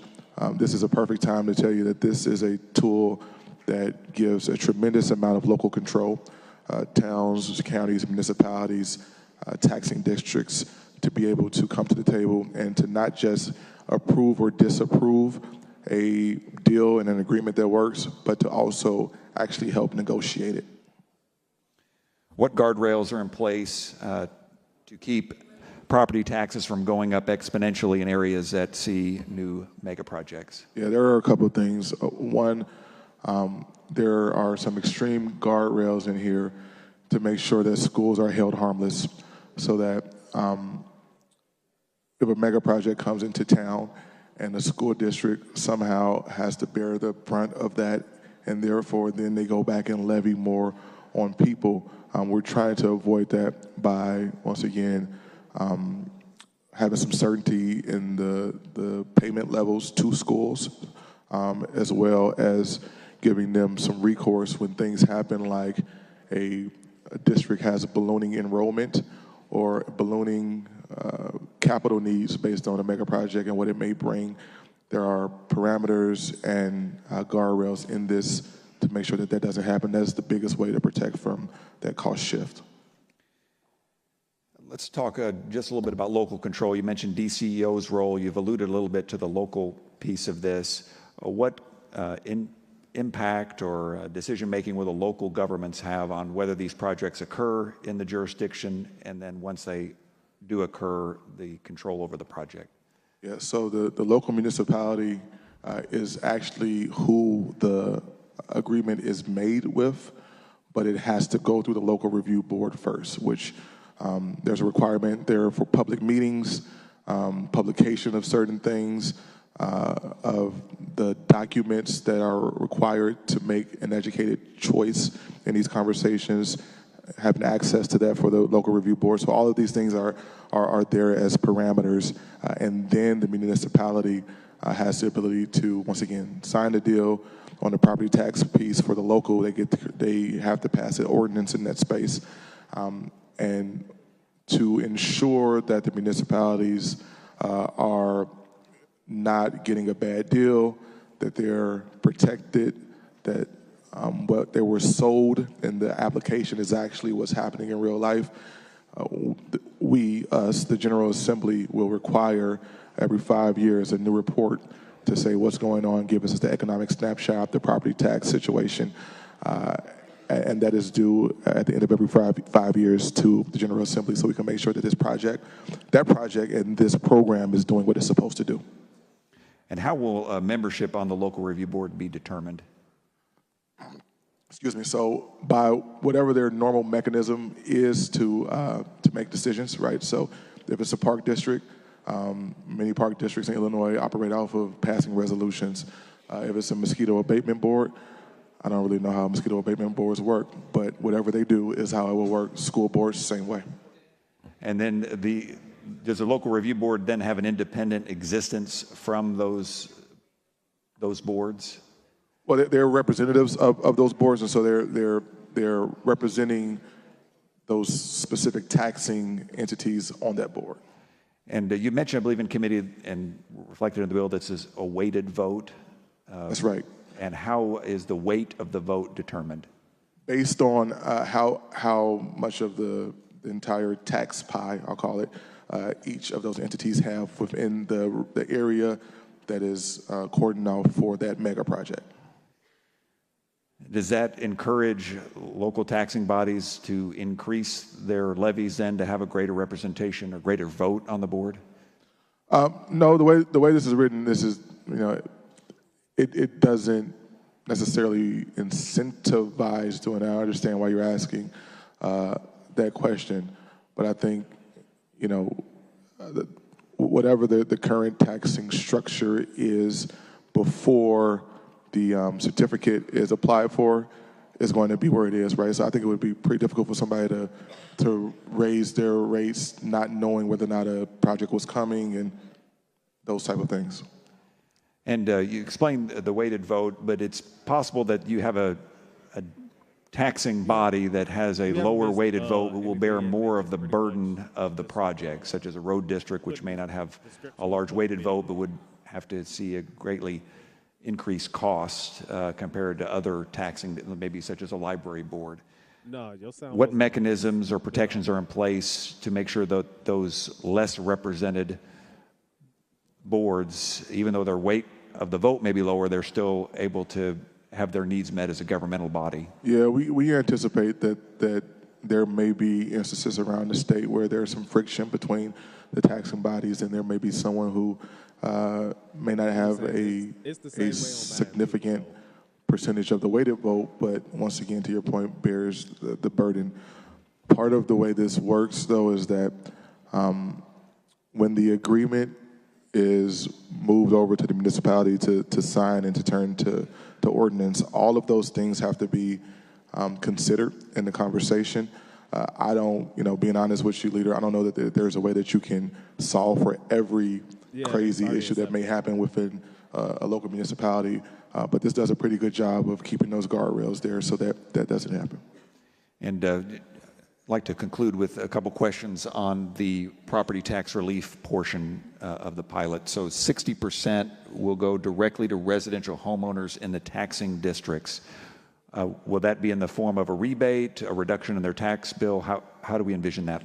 Yeah, so the way the bill is written, we're looking at it as a rebate. We wanted these dollars to go directly to homeowners as some direct relief through their process. That's the way the local piece, we're hoping that it works, but what happens with the local piece, though, is that the municipal government also has to pass an ordinance on exactly how they're going to initiate and operate that program. But on the larger state side, there's already a rubric in place on how that money is divvied up, and it starts with the money going from the treasurer to the fund, from the fund to the comptroller, sending it out to the counties based on the number of homes with homestead exemptions and dividing it using some very fancy math to get there. So in the statewide property tax relief fund, every property taxpayer in the state will benefit from that? Is that what is envisioned? That's the hope. I mean, obviously, as it starts off, the smaller amount of projects, the less money in the fund, the less amount of money you can give to people, right? But the way that these brilliant gentlemen set up this was that it is supposed to be statewide, equal, going across all regions of the state without any preference on where a person may live. Are there any protections in the bill as it relates to the local taxing district's levy to make sure that their tax extension doesn't eat up whatever rebate or refund may be awarded? Sorry, ask me that one more time. Yes, the concern is that taxing districts will just increase their levy or tax extension to a point where it eats up the rebate and the property taxpayers don't see any actual savings. Are there any protections that would limit the ability of those taxing districts to levy a certain amount? Yeah, well, those taxing districts still have the ability to levy the way they do today. Obviously, it would be easier to tell them, to try to cap them, but I think that's an issue that we've got across our taxing structure throughout the state. So it's no different here, but I think the thought process is that if we can put the right parameters together, we can make sure that when a taxing body who is a member of this local review board, when they look at the consumer price index and inflation, that they make sure that the deal that's being agreed on is something that does not force them to do that. Thank you. Thank you. Thank you, Leader Windhorst. We'll be moving forward with a 3-minute timer. 3 minutes. Representative McLaughlin is recognized. Thank you, Mr. Speaker. Would the sponsor yield? Nick, as you will. Representative, a couple of questions. So I listened intently in Revenue Committee to the structure of this proposal. Where did the template from this structure come from? I mean, the template? Yeah, this didn't fall out of thin air. I mean, has this been used in other? There are a number of other states that do this. Michigan has the SOAR program. Kansas has both the STAR and the APEX program. Yeah, I'm watching this. Texas has a program called JETI. There's a similar program in Kentucky. So we've seen municipalities, we've seen states around the country utilize this. Not this in particular. I think that this is the best version of all of those things because it takes the positive things that we've seen in other places and amalgamates them. So you talk about a 5-year review to make sure that the promises of tax protection will come back to the General Assembly, I think you said, to make sure that it's working as intended. Do we have evidence of that from these other examples? That the projects work as intended? Yes, that there hasn't been adverse impact in Michigan and Kansas. Correct. We've not seen that. In fact, today in committee, Representative Leader Tarver asked a question to an opponent of the bill who was assuming that there would be this huge tax burden shift issue. And he asked the question, have you ever seen this happen anywhere else? And the answer was no.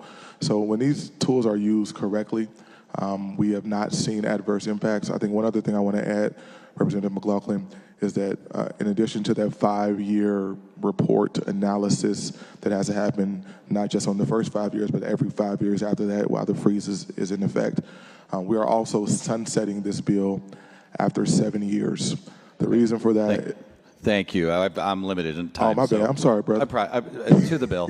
So, guys, if we remember a number of years ago, we should have had the stadium built by now, and I'm talking about the Bears because as much as this is about the whole state, had Arlington Heights Village not tried to tax the Bears immediately, which was about a $900 million estimate in incentives it would have taken at that point, the stadium would be 3/4 built and the entire development about half done by now. Then we went into the city of Chicago and they fumbled it again, and we're in competition now with Indiana. The estimate of what this has risen in cost over time is about $2.5 billion.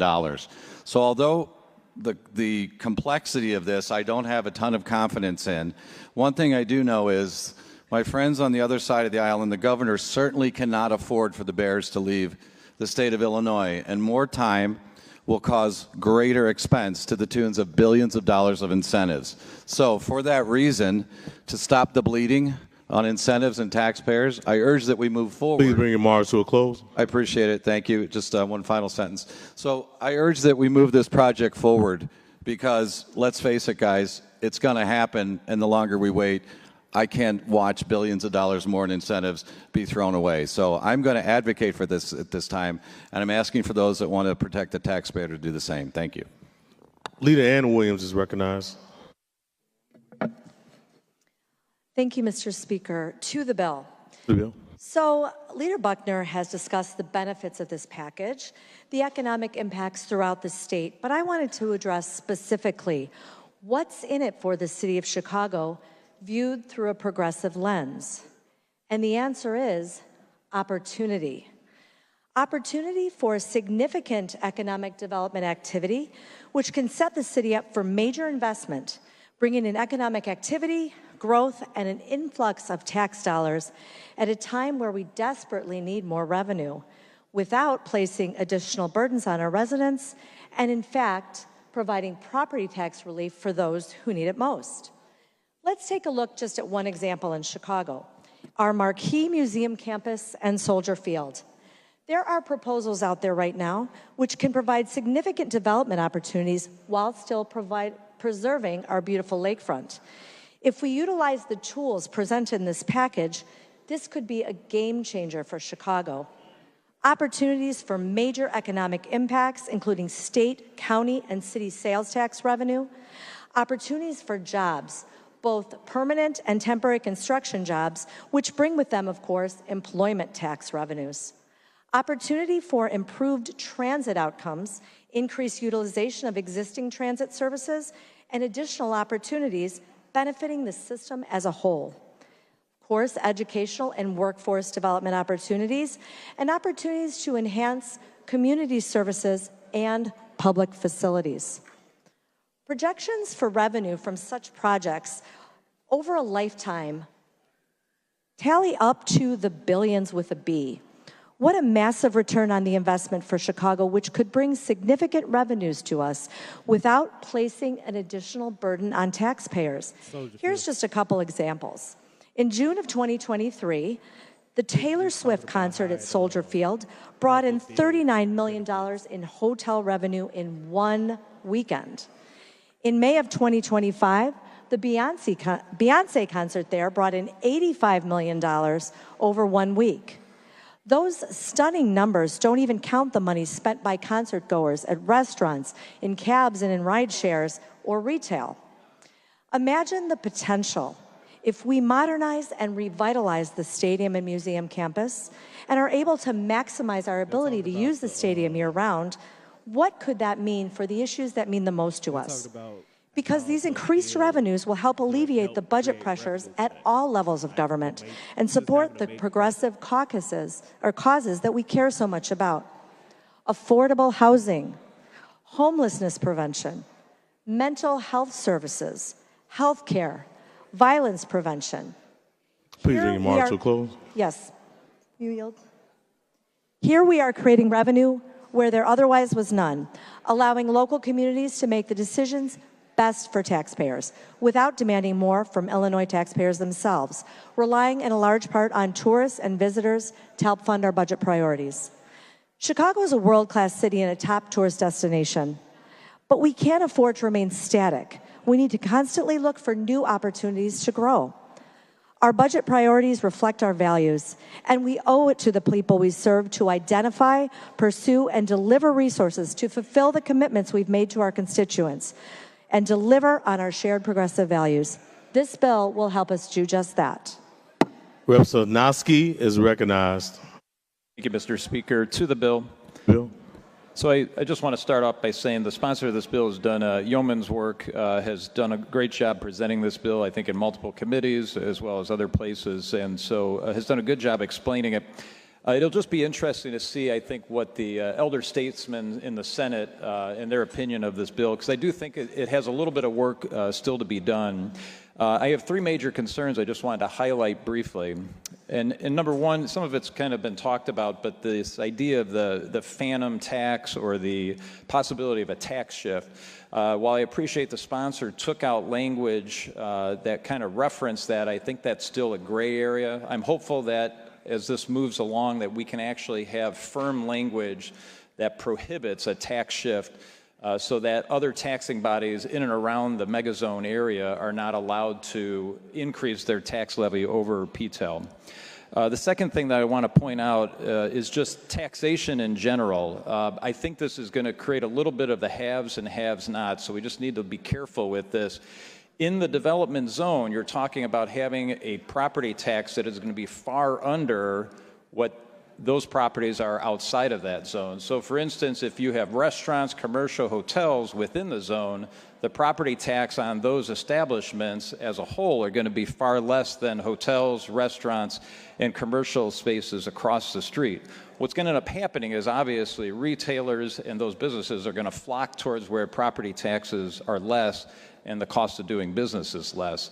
I think that's going to be a real concern, not just for the Bears development, but as we look to increase these potentials across the state.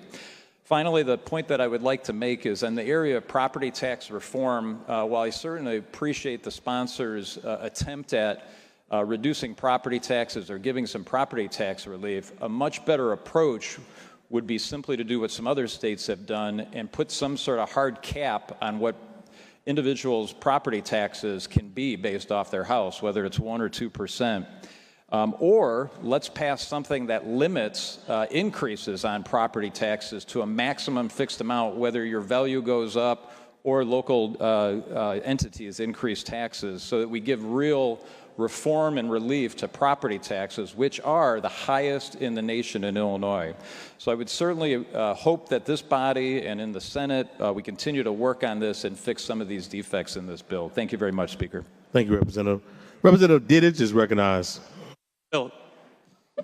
To the bill, Mr. Speaker. To the bill, yep. Thank you, Mr. Speaker. I rise in strong support of House Bill 910, which I view is a groundbreaking piece of legislation for the state of Illinois. This is a piece of legislation that will be a magnet for business, be a magnet for jobs, be a magnet for economic activity, and provide a direct property tax cut to every homeowner in the state of Illinois. A property tax cut to every homeowner in the state of Illinois.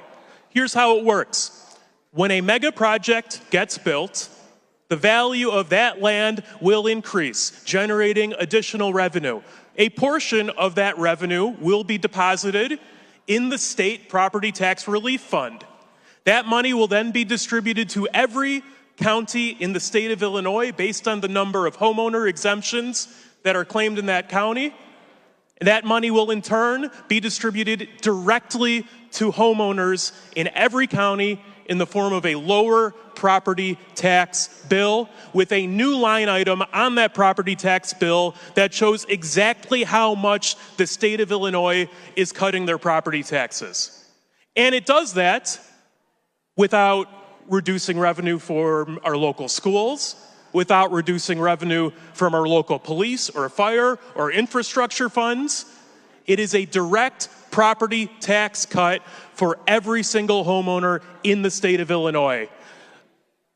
I strongly urge an aye vote on this piece of legislation. It is a win, win, win, win. It's a win for business. It's a win for our local schools.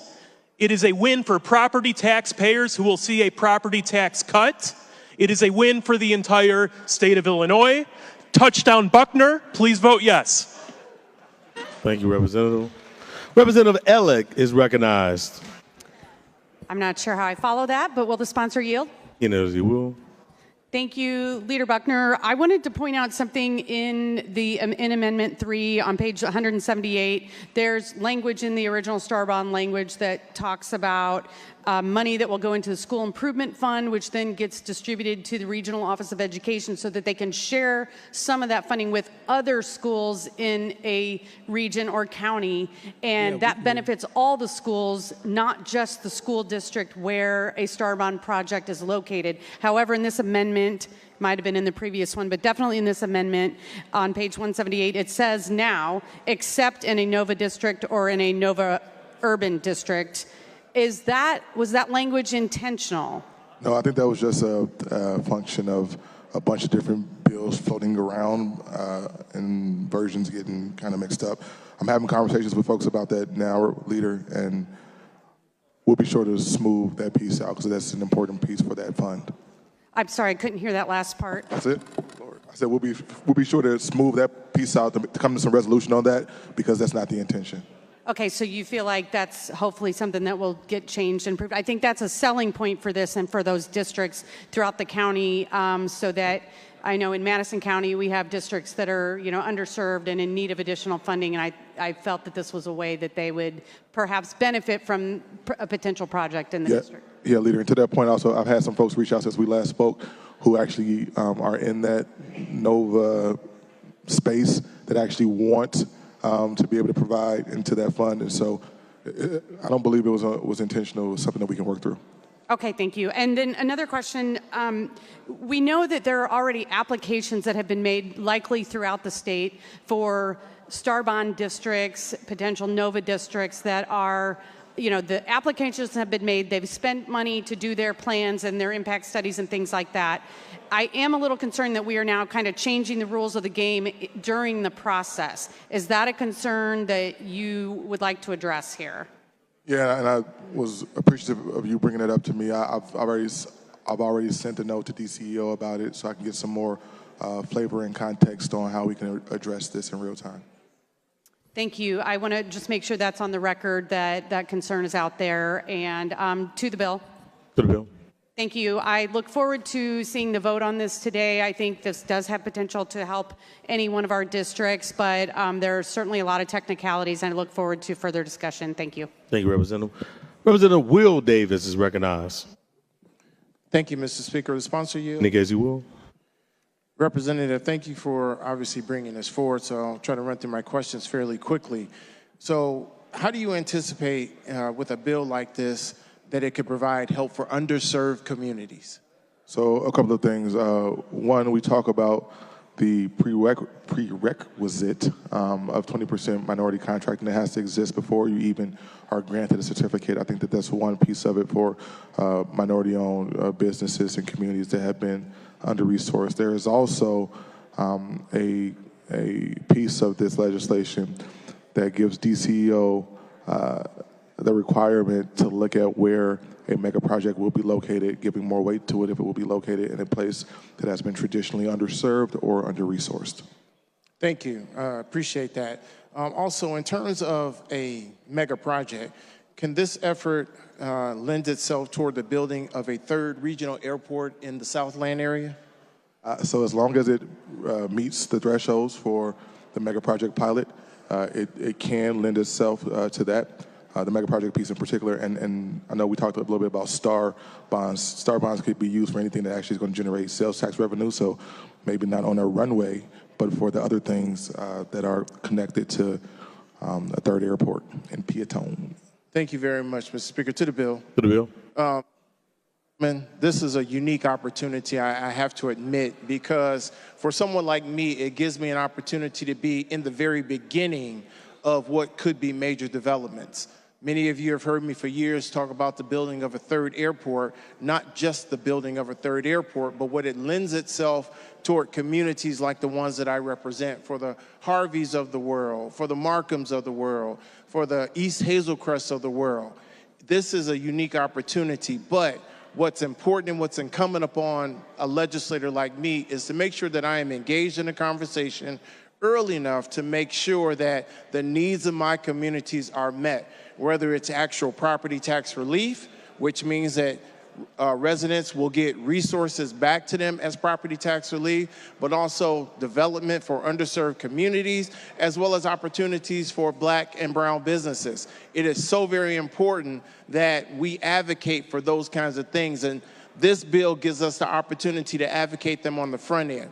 Whether or not the bill is soup yet, and maybe some changes might be made to it in the Senate, Senate changes need to strengthen that, need to include very specific language about how those opportunities manifest themselves for communities and for businesses. And again, the third airport. What a unique opportunity to build something that is sorely needed in the state of Illinois. Tell me a major metropolitan area that does not have 3 airports. Many of them do. Why shouldn't this metropolitan area not have a 3rd airport? It is so very important. And this is my message to the governor. Here's the opportunity to engage Southland legislators on finally building a 3rd airport. Thank you very much, Mr. Speaker. Representative Wilhar is recognized. Thank you, Mr. Speaker. Will the sponsor yield? Yes, he will. Thank you. I think we need a lot more clarity on the phantom tax portion of this. And since this bill is now silent on that, is this up to the local governments to determine how to value the non-taxed, fully developed properties? That's correct, Representative. Local control. Okay, so it is correct. Yes, sir. Okay, thank you very much. To the bill. To the bill. We're here having this conversation because the economic situation in this state is broken. It's been broken for a long time. We've built a system where you have to offer massive incentives just to get investment because Illinois is no longer competitive on its own in the marketplace. We have some of the highest property taxes already in the country, some of the highest debts. Spending has exploded. If you want real economic development, fix those fundamentals. You fix those fundamentals, you make Illinois competitive again, but we're not doing that here. We never do that here because it's easier just to cut special deals for the very powerful and send the bill to everybody else in the state to pay it. Let's be honest about what we're doing here. This is a 2-tier tax system. If you're big and politically connected, your property taxes are frozen at pre-development values. Your construction taxes get waived, and your final tax bill gets negotiated behind closed doors. But if you're a homeowner, a farmer, or a small business person, you pay the full value.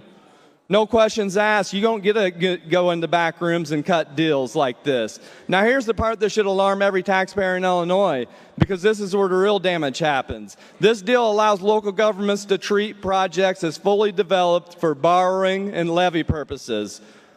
Like all that new value is on the books, while the corporation is only paying taxes based on the pre-development value.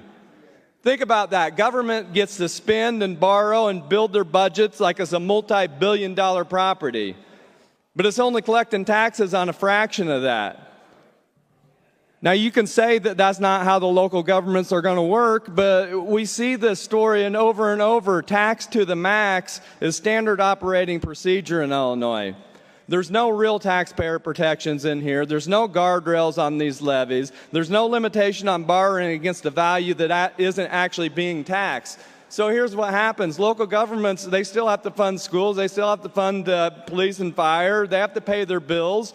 And the pressure that we're putting down here from Springfield, when the revenue doesn't match the spending, they have 2 options. They can raise taxes or they can take on more debt. And who gets hit? It's the people that are already getting crushed in this state. The homeowner opening the tax bill, the small business person trying to stay afloat, the farmer that's trying to hold on to land that the government's trying to steal from them. We already have a property tax crisis in this state. This bill pours gasoline on it. This isn't economic development. It's Please remarks will close. Thank you. It's government picking winners and losers and making everybody else subsidize the deal. People are leaving Illinois. They get nothing. So if you care about out-of-control property taxes and government reform, you got to vote no on this. This isn't ready. There's no property tax protections in this. Thank you. Thank you, Representative. Representative Avalar is recognized. Thank you, Mr. Speaker. To the bill. To the bill. I want to take a moment to address something that has been said both inside and also outside of this chamber. This bill for the past couple of days, if not the past couple of weeks, has been labeled as the Chicago Bears bill. And if that's all that this was, I wouldn't be standing here supporting it. This is not about one team. This is not about one developer or one project. This is about creating a broader economic development tool that the state of Illinois can use to compete, to grow, and to invest in communities that need it. Now, I also want to address a concern, which is also my concern, which is about corporate welfare, because that is a fair question. This bill is not a blank check, and I really do want to thank Leader Buckner, because in the extensive conversations that we've had, he knows that myself, I was a strong no for this bill, and he has gotten me to a yes. So I appreciate the conversations that you've engaged with, not only with myself, but with other of my colleagues. This legislation puts in place a structure with transparency, public oversight, and reporting requirements, and that matters because public dollars demand public accountability.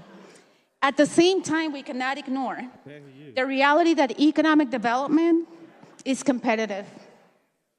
Other states are making aggressive investment to attract jobs, tourism, and major projects, and if we sit still, we fall behind.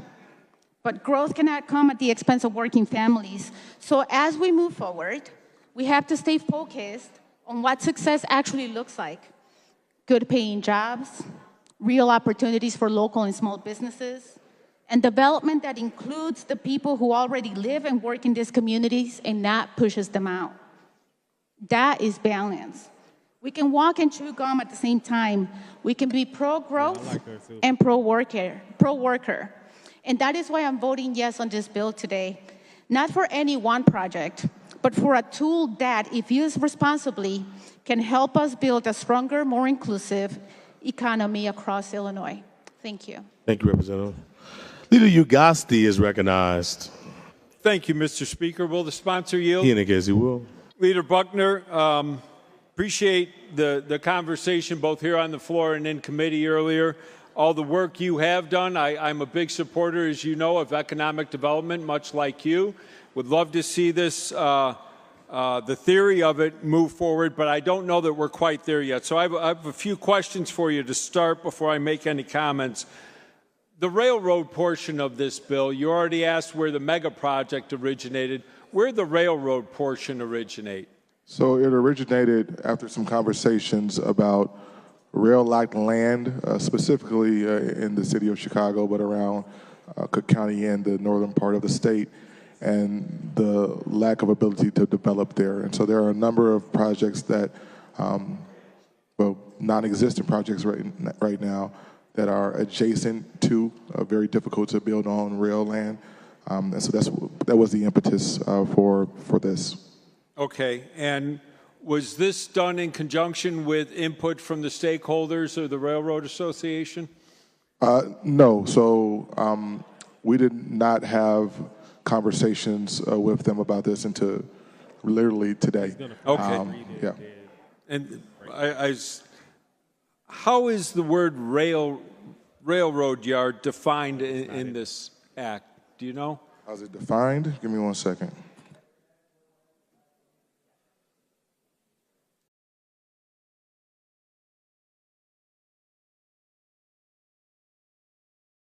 Okay, so what railroad rehabilitation is defined, but the actual word railroad is not in the definition in the statute. Okay. And then finally, are the railroads required, or is their consent required in order for a project to qualify under this bill? Oh, absolutely. This is not any takings, any eminent domain. This is not taking private land at all. This is land that the railroad either is willing to give up or has already been purchased by a private industry that wants to build in, near, or around it. Okay, so their agreement somehow is required. Absolutely. Okay, thank you. Regarding the general bill with the mega project, is there any residential development that will be allowed as a mega project? Not in the mega project pilot, no, sir. Okay, so I'm trying to understand then, you mentioned the schools are held harmless. What possible impact is this going to have on the schools, and why are we so concerned about not that they shouldn't get something out of the tax dollars, but why are they particularly held harmless if there's no impact to them? There's not going to be any kids from any of these projects going to any of these schools. Well, this is terra nova for us, leader. This is brand new space that we've not done this before. And so what our intent is to make sure that the most vulnerable folks, in many cases our young people, are not left carrying the burden of anything that may happen as far as unintended consequences is concerned. I understand. We all share the same concern for our youngest and most vulnerable. I just, again, this is why, in part, I believe maybe we're not where we need to be. The other question I had concerns the property tax cut portion. Another speaker on the floor mentioned that every taxpayer in Illinois is going to get a property tax cut under this. I just want to make certain I haven't missed something. In committee, you said the property tax portion is based upon the homestead, and then the money would be divided equally depending on the homestead exemptions a county has, and the money goes to the county. Is that correct? Depending on so the money goes into the fund, and then it comes out based on the number of homestead exemptions within the county, and then it goes from that fund to the county, to the people. Okay. Is there something in this bill that directs the county then to give the money to the people? In this bill, no, but in the bill that stood up, the actual fund, the mechanism is in that bill, the 2019 bill. So it's okay, because I had someone look, and it was my understanding, or I questioned someone who knew the bill, that it was my understanding there's nothing in there that actually directs that to each and every taxpayer. So maybe it's just a misunderstanding and need to go back and look. But you say we believe it's there. Okay, it's your belief it's there. Maybe if we both look and discover it, if it is there, great. We don't need to do anything. If it's not there, it sounds like it's certainly your intent. We need to make certain it lands there somehow. If you're free after 8:30, I'll see you over here. Okay, be happy to do it. We need to protect the taxpayers. To the bill. To the bill. Ladies and gentlemen, as I mentioned, the intent of this is very good. We do need to work on bringing more economic development to the state of Illinois, but this bill is not ready. As you've heard many other speakers say, the EAV portion, the portion that would increase taxes possibly on other property owners in and near the property taxing district that the mega project's going to go into, are not protected. And I know we're leaving it to local control, as we're mentioning local control in a lot of this. And if we could trust local control for our property taxes, we wouldn't have the second or first highest property tax rate or property taxes in the entire nation, and our people wouldn't be screaming for property tax relief.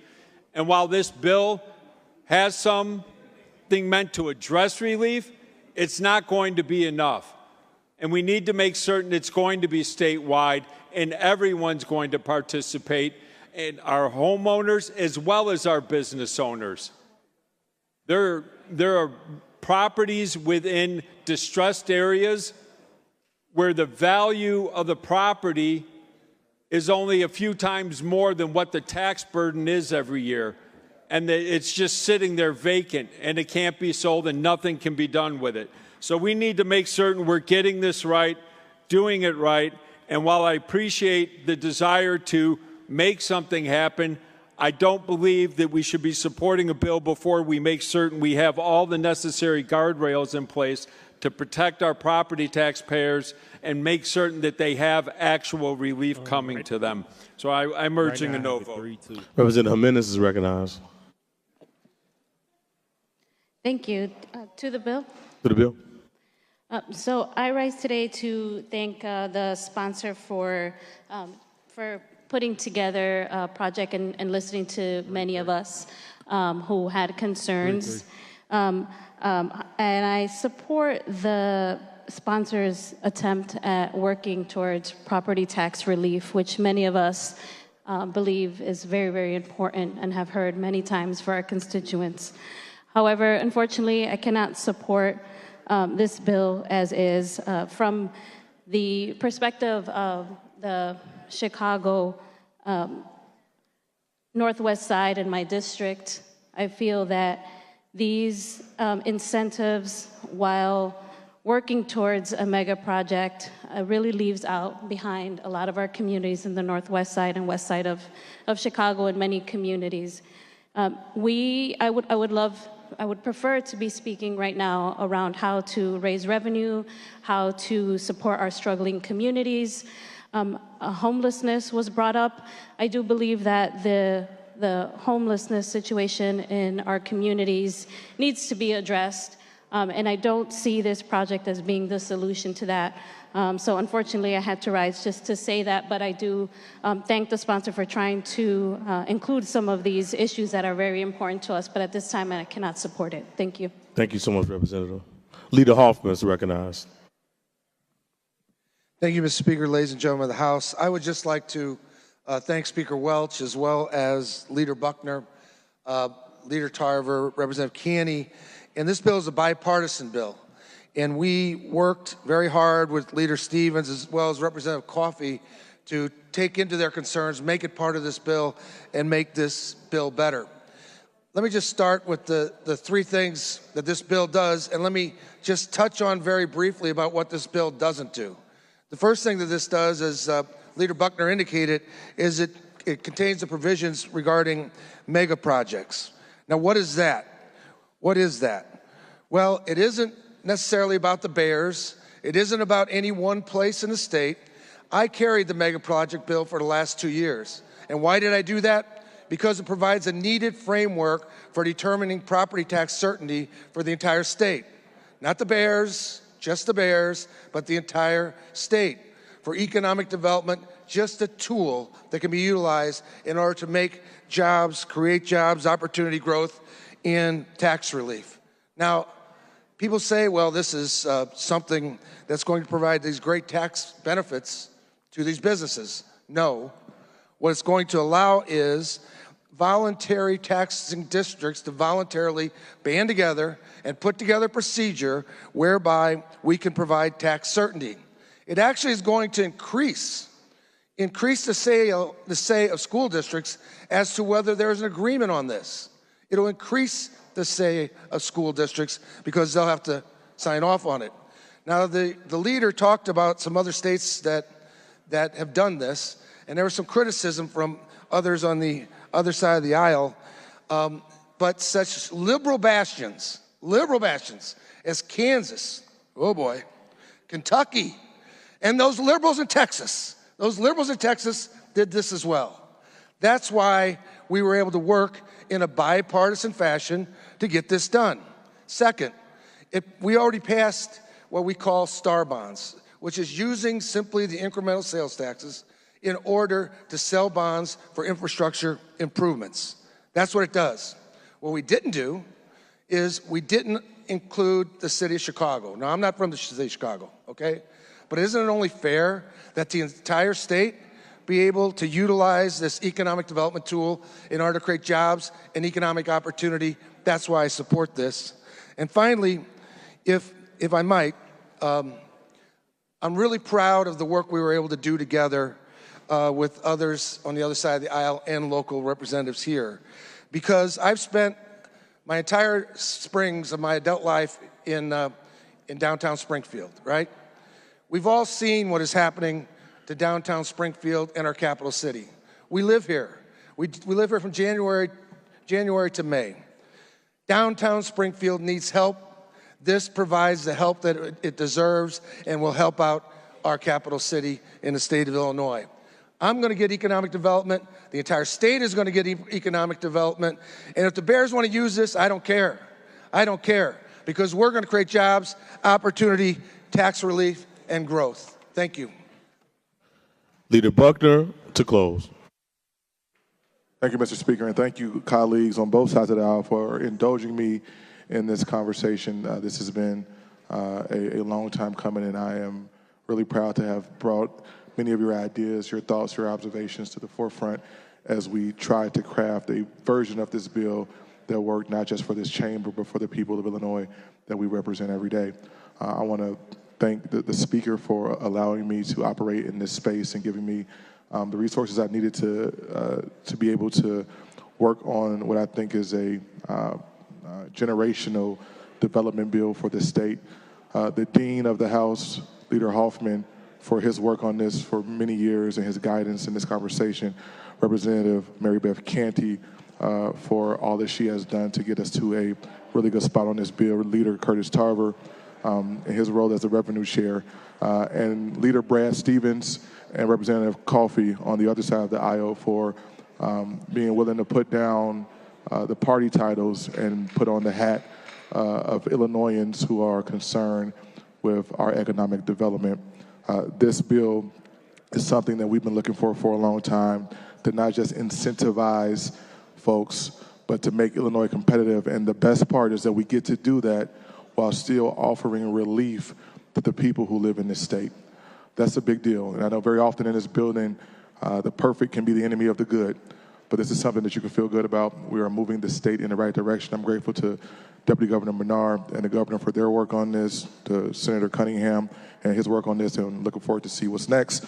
I will just end by saying, Mr. Speaker, sometimes doing nothing because you can't do everything is indeed the problem. I would ask for a yes vote.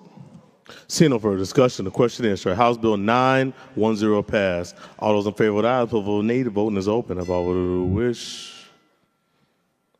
Have all voted who wish?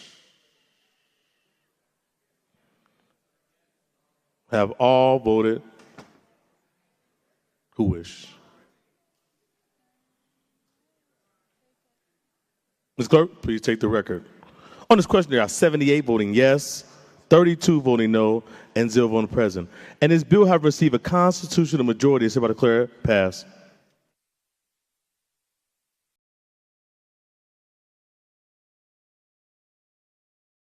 Mr. Clerk, committee announcements.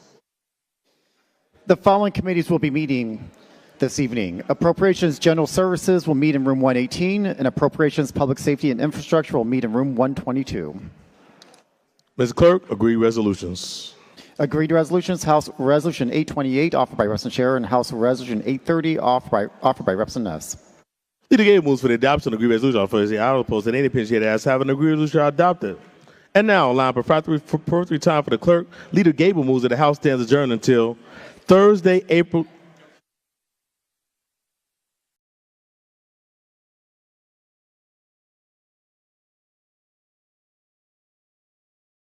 Before we exit, a quick announcement. There were a pair of keys found in the chamber. Come to the well. Again, a pair of keys found in the chamber. Come to the well.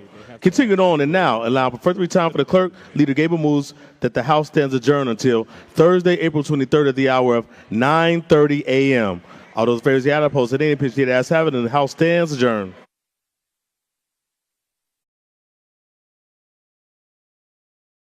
Hey, you know what I gotta say to this?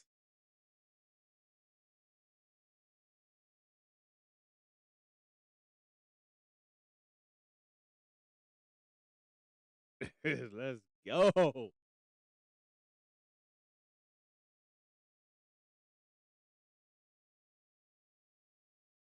Yes, let's go.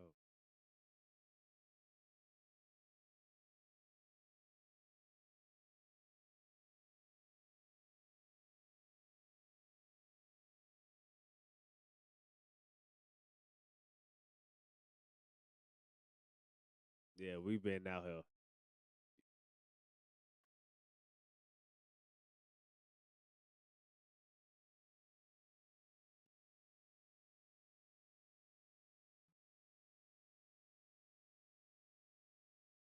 Yes, that's right. The Bears, it has passed the House. It has passed the House.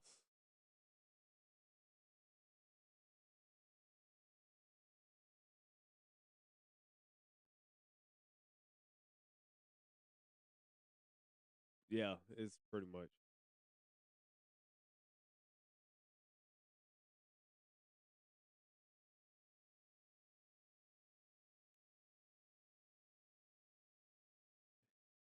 So much better now. Way so much better. It's so much relief right now. I'm not even gonna sit here and lie. Way, way, way. Like stress is way the fuck down, man.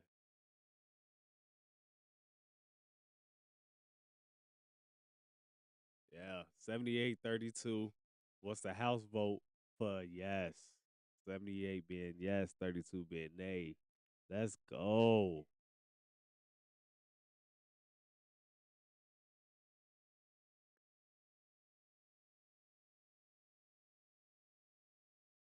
Seventy-eight, 32.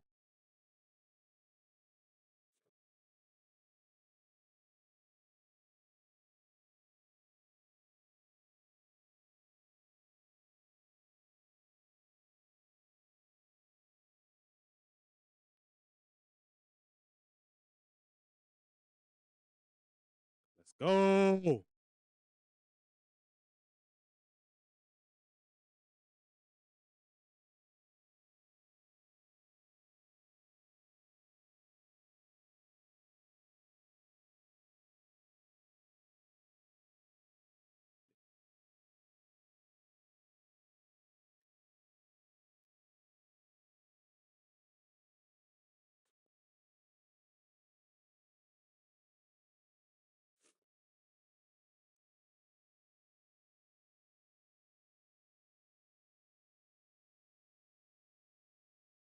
Yeah, true. Shall never be out of that.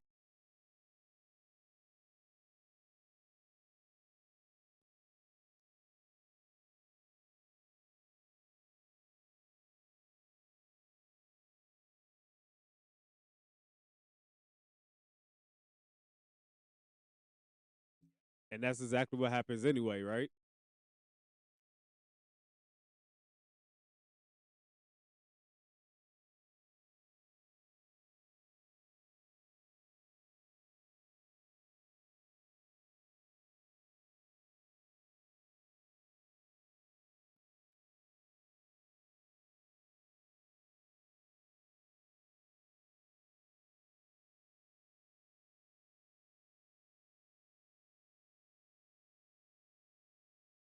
Yeah, definitely can relax way more now.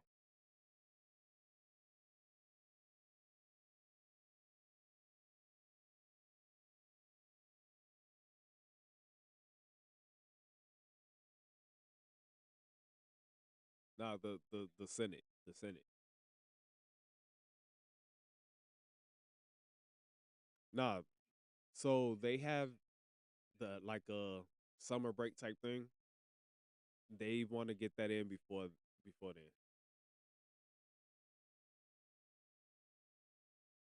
Senate will hear it on Tuesday when they return to Springfield. Senate will hear it on Tuesday. Appreciate that, David.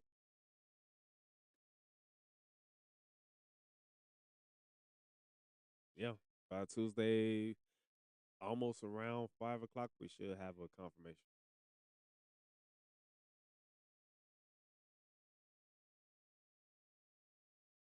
Hey, y'all get ready because I'm definitely gonna need some a spot to stay at.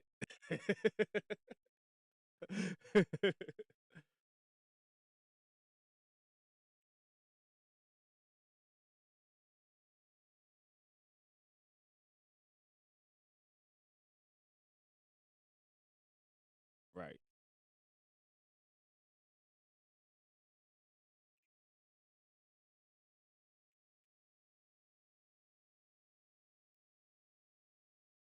And then once they vote on that, it goes. If they vote yes on that, it goes to the governor. That exact night, it goes straight down there. He could sign it the next day.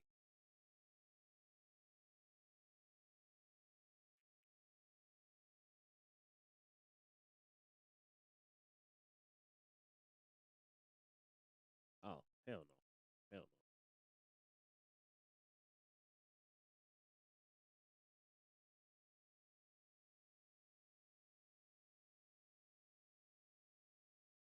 no. Yeah.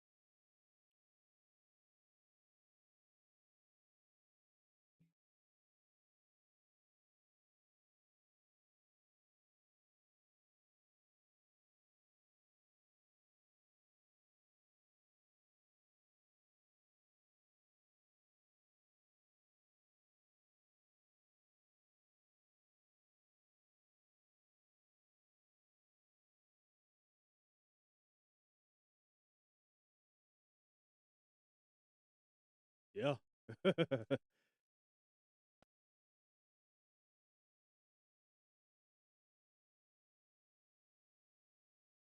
Right, yeah. It could be later, but they usually have things done by 5.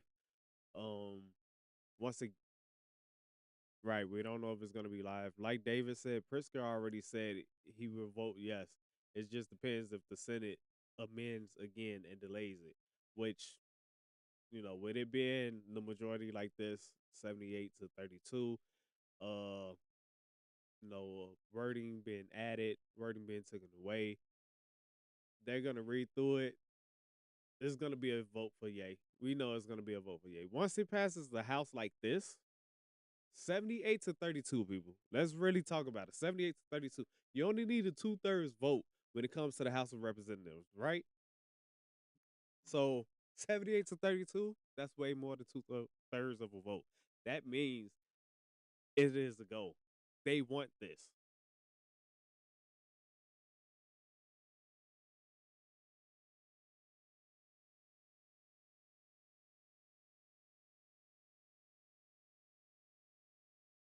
Exactly.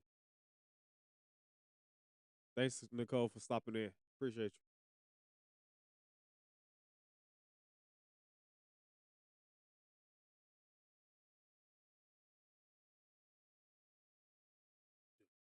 you. Yes, yes. I'm definitely about to post it.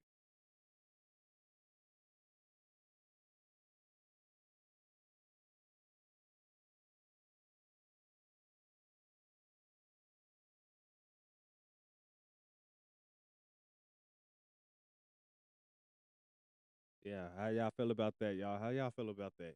Should we do this video? Right.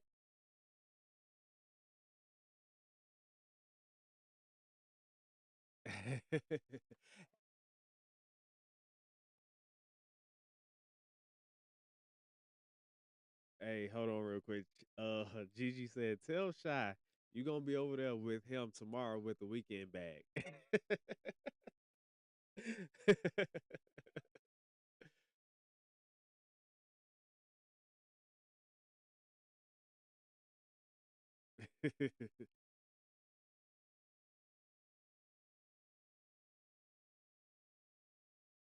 Nah, actually, I do have to take care of a couple things. I could get back on afterwards.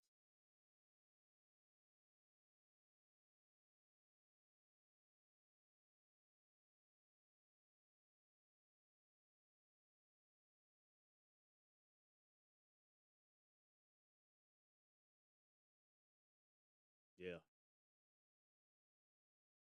dude, dude, I have to literally drive. I appreciate that daily check-in, Gigi. I'm going to have to drive like 80 miles per hour tomorrow because I gotta make sure that I'm right. I gotta make sure that I am not delayed at all.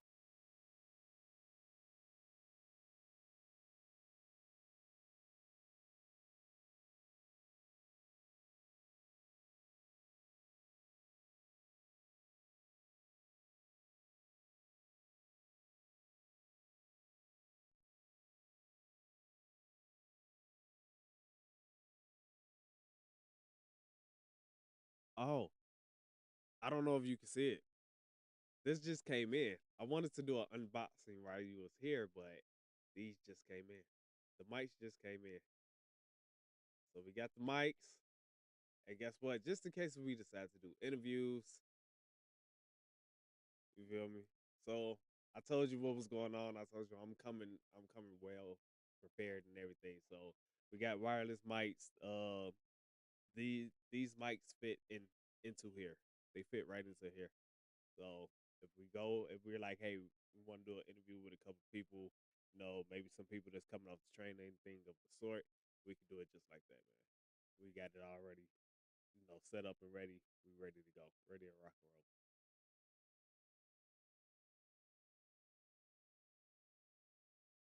Yeah,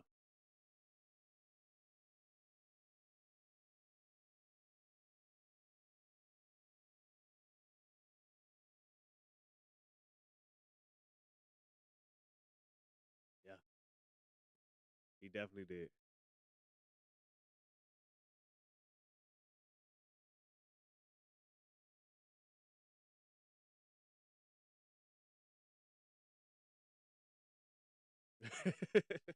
Dude, oh my God, what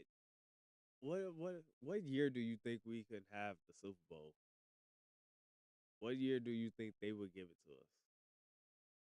If if we were to go in order right now, of course Buffalo would have it first. So it's Tennessee, possibly Buffalo, then KC should be done. So that's what, four right there? And right. Then the Eagles have their renovations. They should be done before the Bears because it's just renovations. So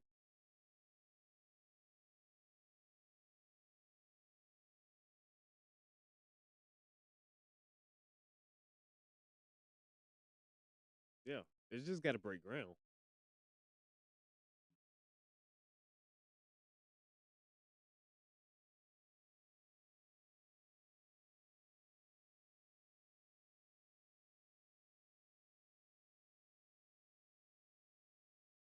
Mm.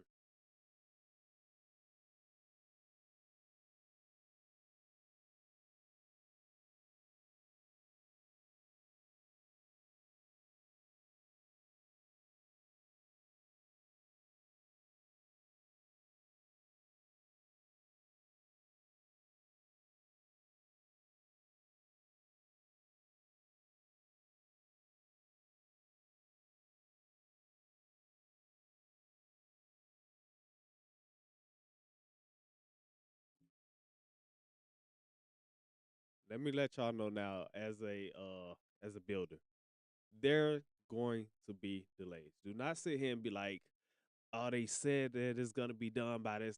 That is not how it happens. They say it is projected to be done by this time. We're hoping to be done by this time, which is what a projection is. And then once things start moving, you have things that inspection comes through. Inspection is almost every week. And when they come through, they are strict, especially when it comes to something like this. This is like really, really big. Stadiums are really big. You have to think they have 35 plus thousand people in a stadium at one time. That means people's lives are at stake when it comes to that. So inspections are tedious. They're like, you can't have this here, you have to move that, this and that. So that actually delays it. Then at that, you have to think about material coming in.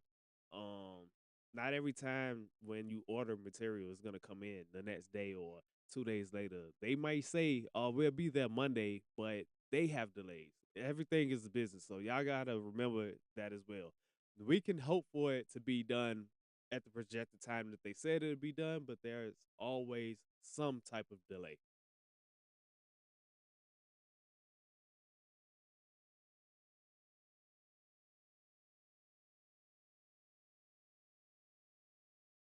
That's a decent amount of time. That's definitely a decent amount of time. Pushing. That's definitely pushing. Now, depending, what's the word now? I'm good. I'm good. How you doing? Now, depending on how you all look at it and how it goes, we could definitely get it a little bit earlier, as long as right. That's just the stadium.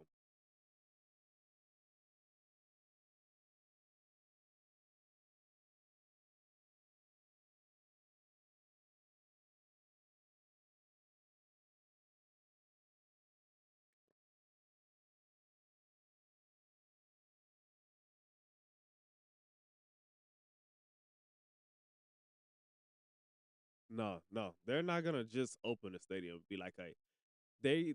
It's gonna be a lot more to it. They're gonna have that Bear District, which is what it has been called. They're gonna have that Bear District up and running. There's still gonna be some developments going on, but they want to have the majority. They want to have that hotel up there. That's for a fact. The hotel should also have the Equino. Y'all know how TikTok is, so we can't necessarily say the actual word, but y'all can think about what Bally's is. Pretty much what Bally's is. They want that really going. That's not a priority, but that's part of the hotel. Just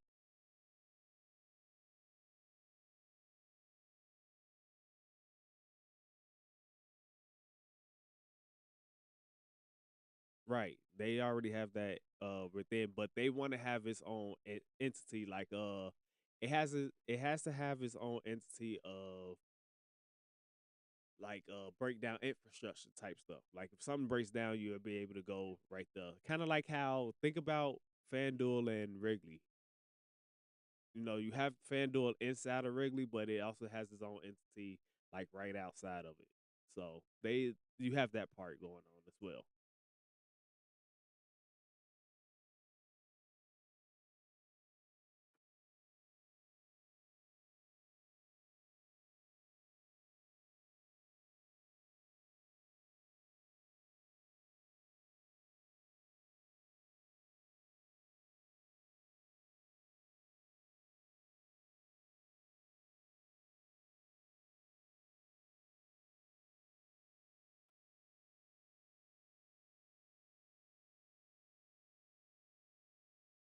Yeah.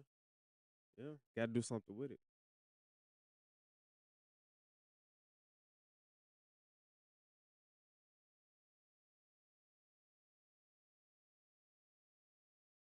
Yep.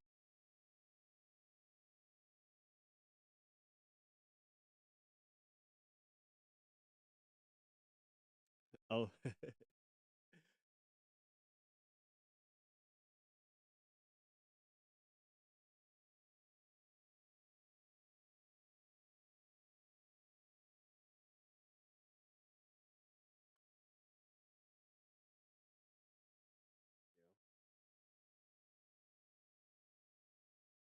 Nah, they definitely not.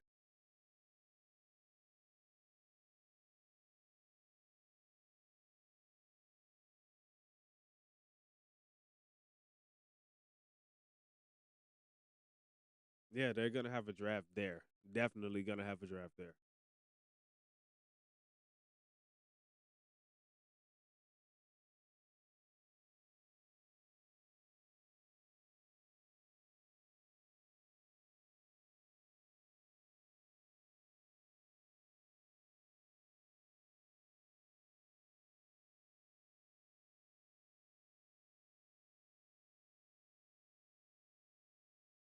All right. So the Bears, real quick. Hold on to that. Hold on to your thought. So to answer you, the Bears, tomorrow we are hosting a draft party. We'll be here, we'll be live, we're bringing you the draft live and everything. We're gonna have live reactions, not the actual draft, the live reactions.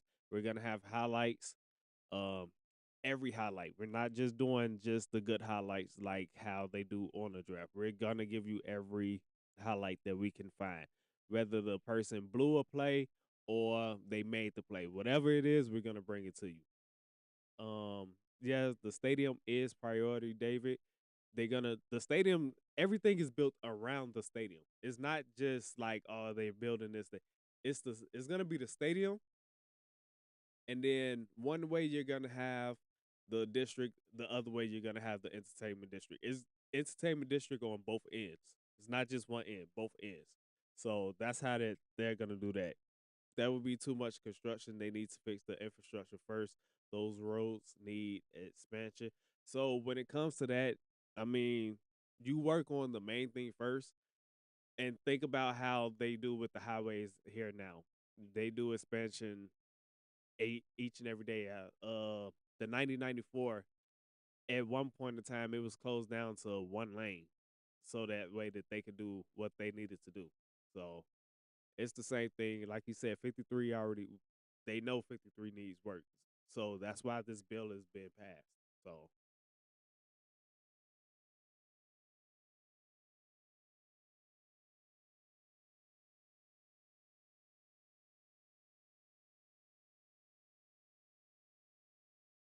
yeah.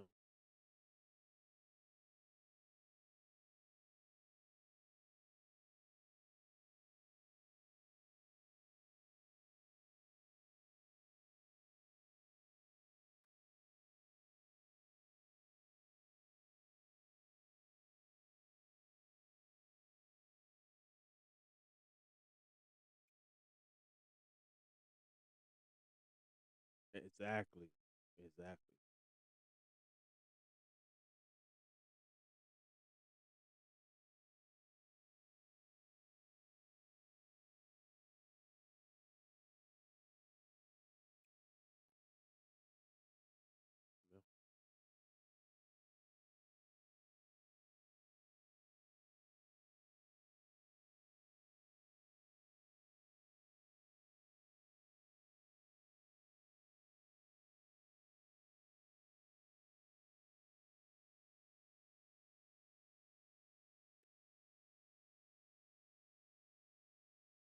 do we could do like a we're gonna try our best to do like a walkthrough for you all. Shy did it earlier. He showed everybody like, hey, you know, this is where the metro is at, this is where the stadium is being planned to be at, and things like that. So we're gonna try our best to do multiple things.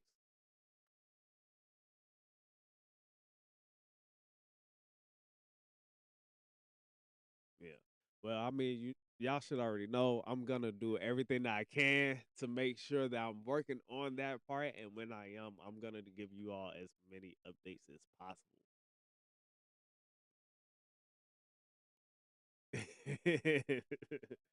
You know, just go to the gate and be like, "Hey, he forgot his ID. It's right here. It's right here. Let him in."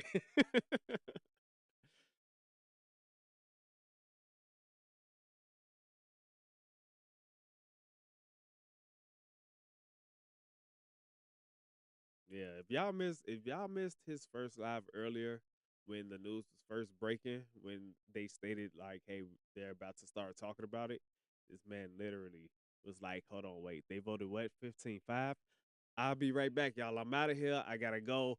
He literally left wherever he was at and got to that site within 5 minutes and went live. And he was there showing like, hey, this is where it's gonna be at. This is the stadium. The district is down this way. The metro is right here. This is that. Like he was there showing it within 5 minutes of the news breaking. Not one not one news anchor was there. Not one news station was there. But guess who was? Guess who was? We were. So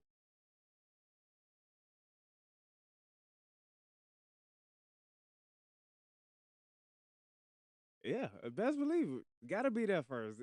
Like that's one of the things right there that makes everything even great. Is like we have nothing really holding us back.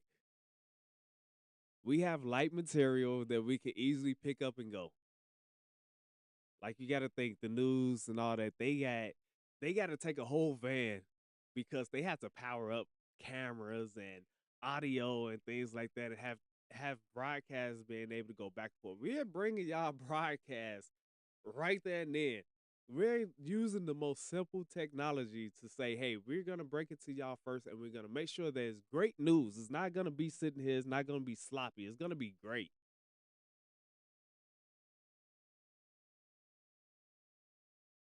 I would have been right there.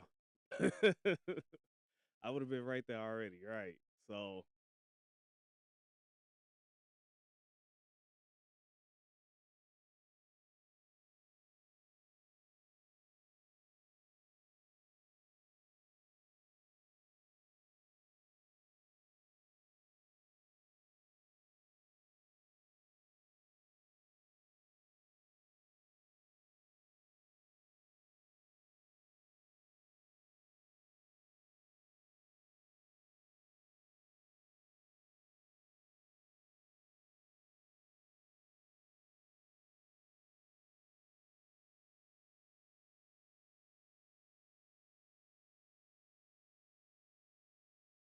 gotta be here. Gotta be here.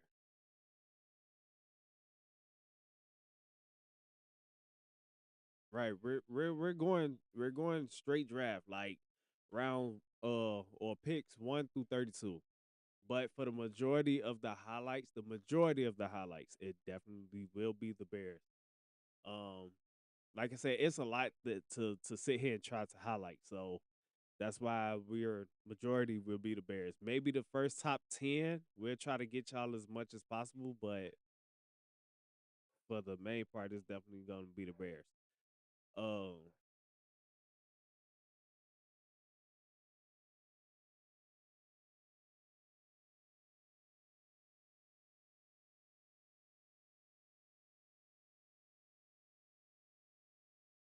exactly. That's way too much.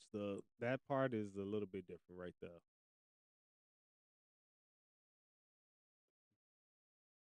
Right, yeah. So yeah, round one is Thursday, round 2 and 3 is Friday, and then the rest is Saturday. So that's Oh my God.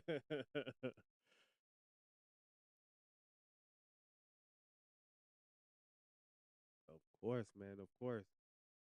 I want to make sure that I give this shout out to David because David's been rocking with me hard and he's been making sure that I get each and every information that possible. Like David is one I made David one of my minds for real. Like anything that's coming up, he's like, hey, did you see this? Hey, have you seen this guy? Have you heard about this guy? They got this amount of time for this and things. So, David, I definitely appreciate you, man. You've been rocking and you've been holding this podcast down for the longest that I could say since pretty much since day one, I want to say. So, I definitely appreciate you, man. I appreciate you coming through with every news that you come through with because when I'm at work and I can't get to it, you're sending it, and all I got to do is look it up and be like, hey, look, hey guys, let's get into this. So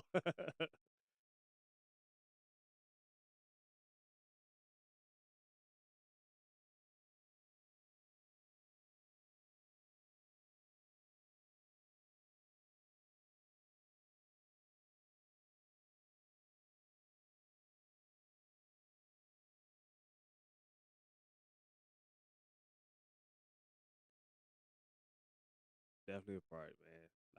Like I said, he made sure that we get everything. Um, Even sometimes things that we may have missed, he'll definitely bring it up. You know, y'all see him in the chat. He's always in our chats and everything. So if y'all don't see him in my chat, he'll be in Shy's. If y'all don't see him in Shy's, he'll be in mine. So just make sure that y'all definitely go show him some love and everything. We got some other individuals. I don't know what's going on. Have you talked to Second? No? Okay. 'Cause yeah, don't forget, supposed to be trying to get my shirt from me. And things, but I definitely want to throw that out there.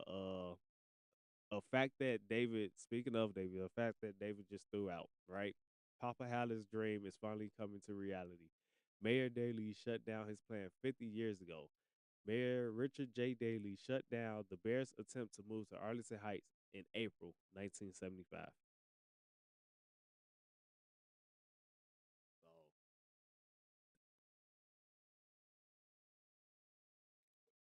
So, yeah.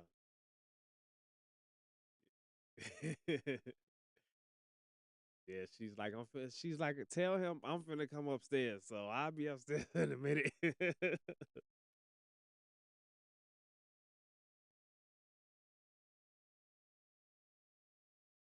I know, right? Yeah, exactly.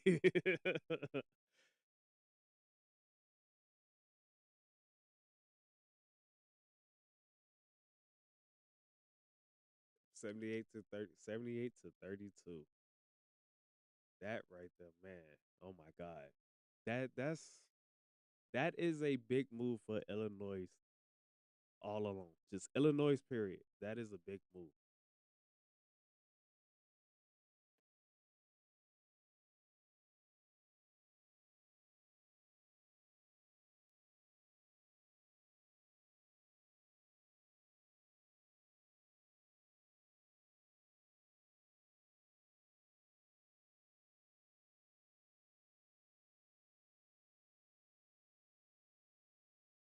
Yep.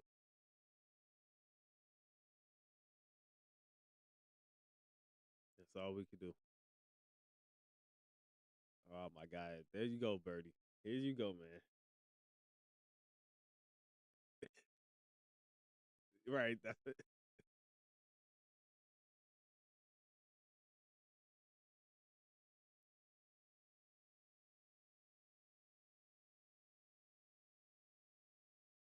Yeah, almost 4 hours. It's definitely that time. Gotta go put in that work.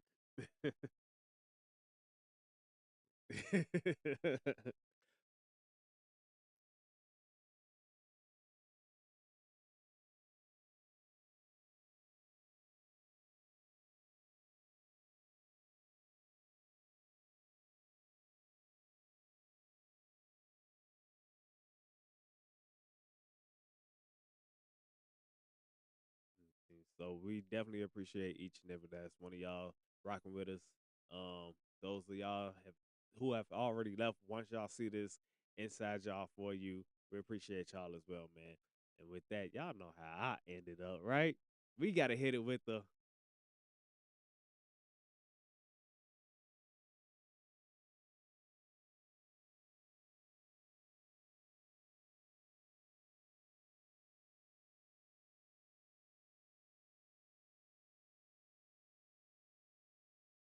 definitely appreciate each and every last one of y'all, man.